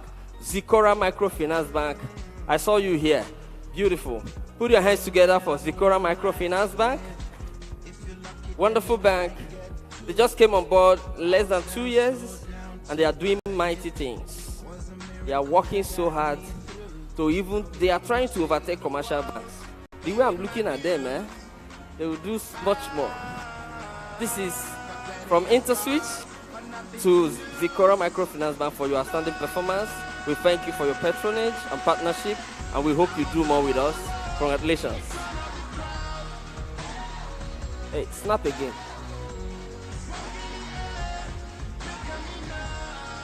Thank you, Zikora. Last but not the least, but powerful, powerful partner under the fintech category for outstanding performance is Tennessee Professionals. Tennessee, put your hands together. Tennessee, one of them was here to speak to us. Okay, all of them are here. Great. Tennessee Professionals, they are here in Enugu doing a whole lot with Interswitch. They are one of our biggest channel partners. Tennessee, oh, great. Oh, wonderful. Put your hands together for 4 people. 4 people. 4 in 1. Tennessee Professionals. We are so excited to be associated with you, and we are grateful for all you're doing with us. We thank you for your patronage. We thank you for your support and services. We hope you do more with us. This is a way of saying thank you. So come this way. Come so we can form a very big group. This is, thank you. Gender equality. I'm blessed among many women. One of you should come this side. All right. Take the gift. Yes. Let's come here. Aha. Let's balance it. Congratulations. Tennessee professionals. Thank you so much. Thank you. Thank you. Tennessee. Interswitch to Tennessee. Thank you very much. Ladies and gentlemen, this is the end of the award for 2023 TechConnect 3.0. And we hope that next year you will be able to join the winning categories. DJ, tell me, stand up for the champions. Tell me more. All right. Thank you, Chidi, for your support. I'll give you an award when we get home. Ladies and gentlemen, it's my singular honor and privilege to give you the closing remark for this session. I want to first of all start by thanking all of us for making our time to attend this meeting. I know so many people traveled, took a lot of risks to be here. Without you, we cannot be here. We are here because you are here. Thank you so very much for being here, and I hope that all that we have discussed today is useful to you and to your organization. Please do well to deploy the knowledge to your organization so that you can adapt, scale, and advance. I want to also thank the panelists who took time to research, meditate, and came here to deliver to us. All of you are wonderful. Thank you so much. I want to also thank the Interswitch team, all the team members of Interswitch who traveled from Lagos, from various parts of the country to be here to give us this wonderful information and orientate us on how we can, leverage on fintech to advance our business. I want to thank the hotel owners who gave us the hall. I want to thank the servitors, the wonderful ladies, those at the registration point. I want to thank the DJ, the technical people who helped us to speak loud to you so that you're able to hear us. I want to thank the photographers. I want to thank the video man. I want to thank myself. I won't forget myself. All right. Thank you so much. And I want to say again, please do not stop dreaming of increasing your capacity. Every one of us is in business for profitability. We cannot stop making money. That is why technology has come to help you. And Interswitch is a strong partner in fintech. We are strongly behind you to ensure that you succeed. Failure is not an option. What we have is option A, success, option B, success, option C, advancement, and option D, progression. So we are not going back. We hope to be here again next year, God willing, and we hope to... I can't hear you. Please come closer. Dayo, please come closer. Am I in order? Can I say closing prayer?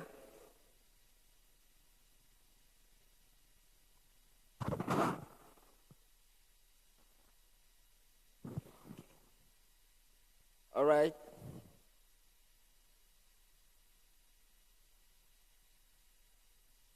Okay. They just corrected me and helped me to remember something I almost forgot. So like I was saying, we are going to be here again, God willing, next year. And you can agree with me, for those of you who were here, Breakfast 1.0, Breakfast 2.0, and now TechConnect 3.0, you will agree with me that this is more robust, right? This is more informative. This is more engaging. And we hope to continue to, increase it. We hope to continue to expand it. I'm right here in the region. I'm here. My name is Emmanuel Mokoch. I sit in Port Harcourt, and I would like to introduce my team members who are here with me so that you can easily connect with us. We have met Collins. Collins was one of those panel speakers. Collins, where are you? Come here, so that the online audience will also see you. Please, online audience, I did not forget you. Thank you very much for burning your data to get this information. Thank you for sitting tight to listen to us. Thank you for your participation. We don't take you for granted. Even though we are not seeing you physically, we are seeing you from wherever you are through the help of technology. This is Collins. Collins is here in Enugu. For all of us in Enugu, and Ebonyi State around here, you can easily reach out to Collins. His number is not hidden. You can get it from him. Thank you, Collins. Can I have Samuel come on stage? Samuel just came on stage to receive the award for Handsoft. Samuel is in Anambra, and you can always reach out to Samuel. Those of you online, please screenshot their pictures and hold it tight. Can I have Etim? Etim is in Calabar. Where is Etim, please? Calabar and Uyo. All of you in Calabar and Uyo can meet with Etim. Where is Etim? Okay, these are strong men. We have a female amongst us. She's in Benin. Her name is Pamela. You can also reach out to her.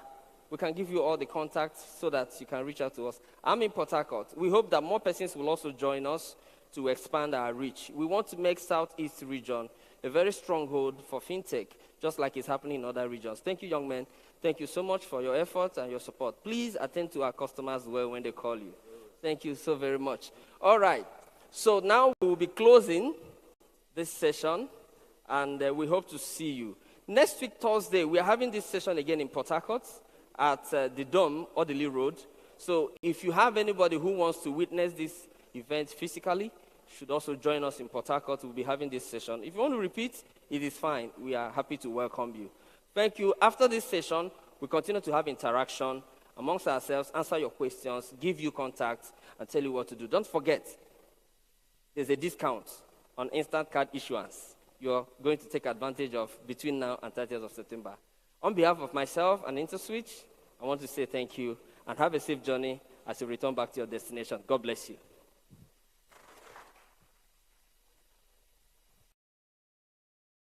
Hello, business leaders. We're in an era where doing business in Nigeria demands adaptability to fintech for advancement and growth.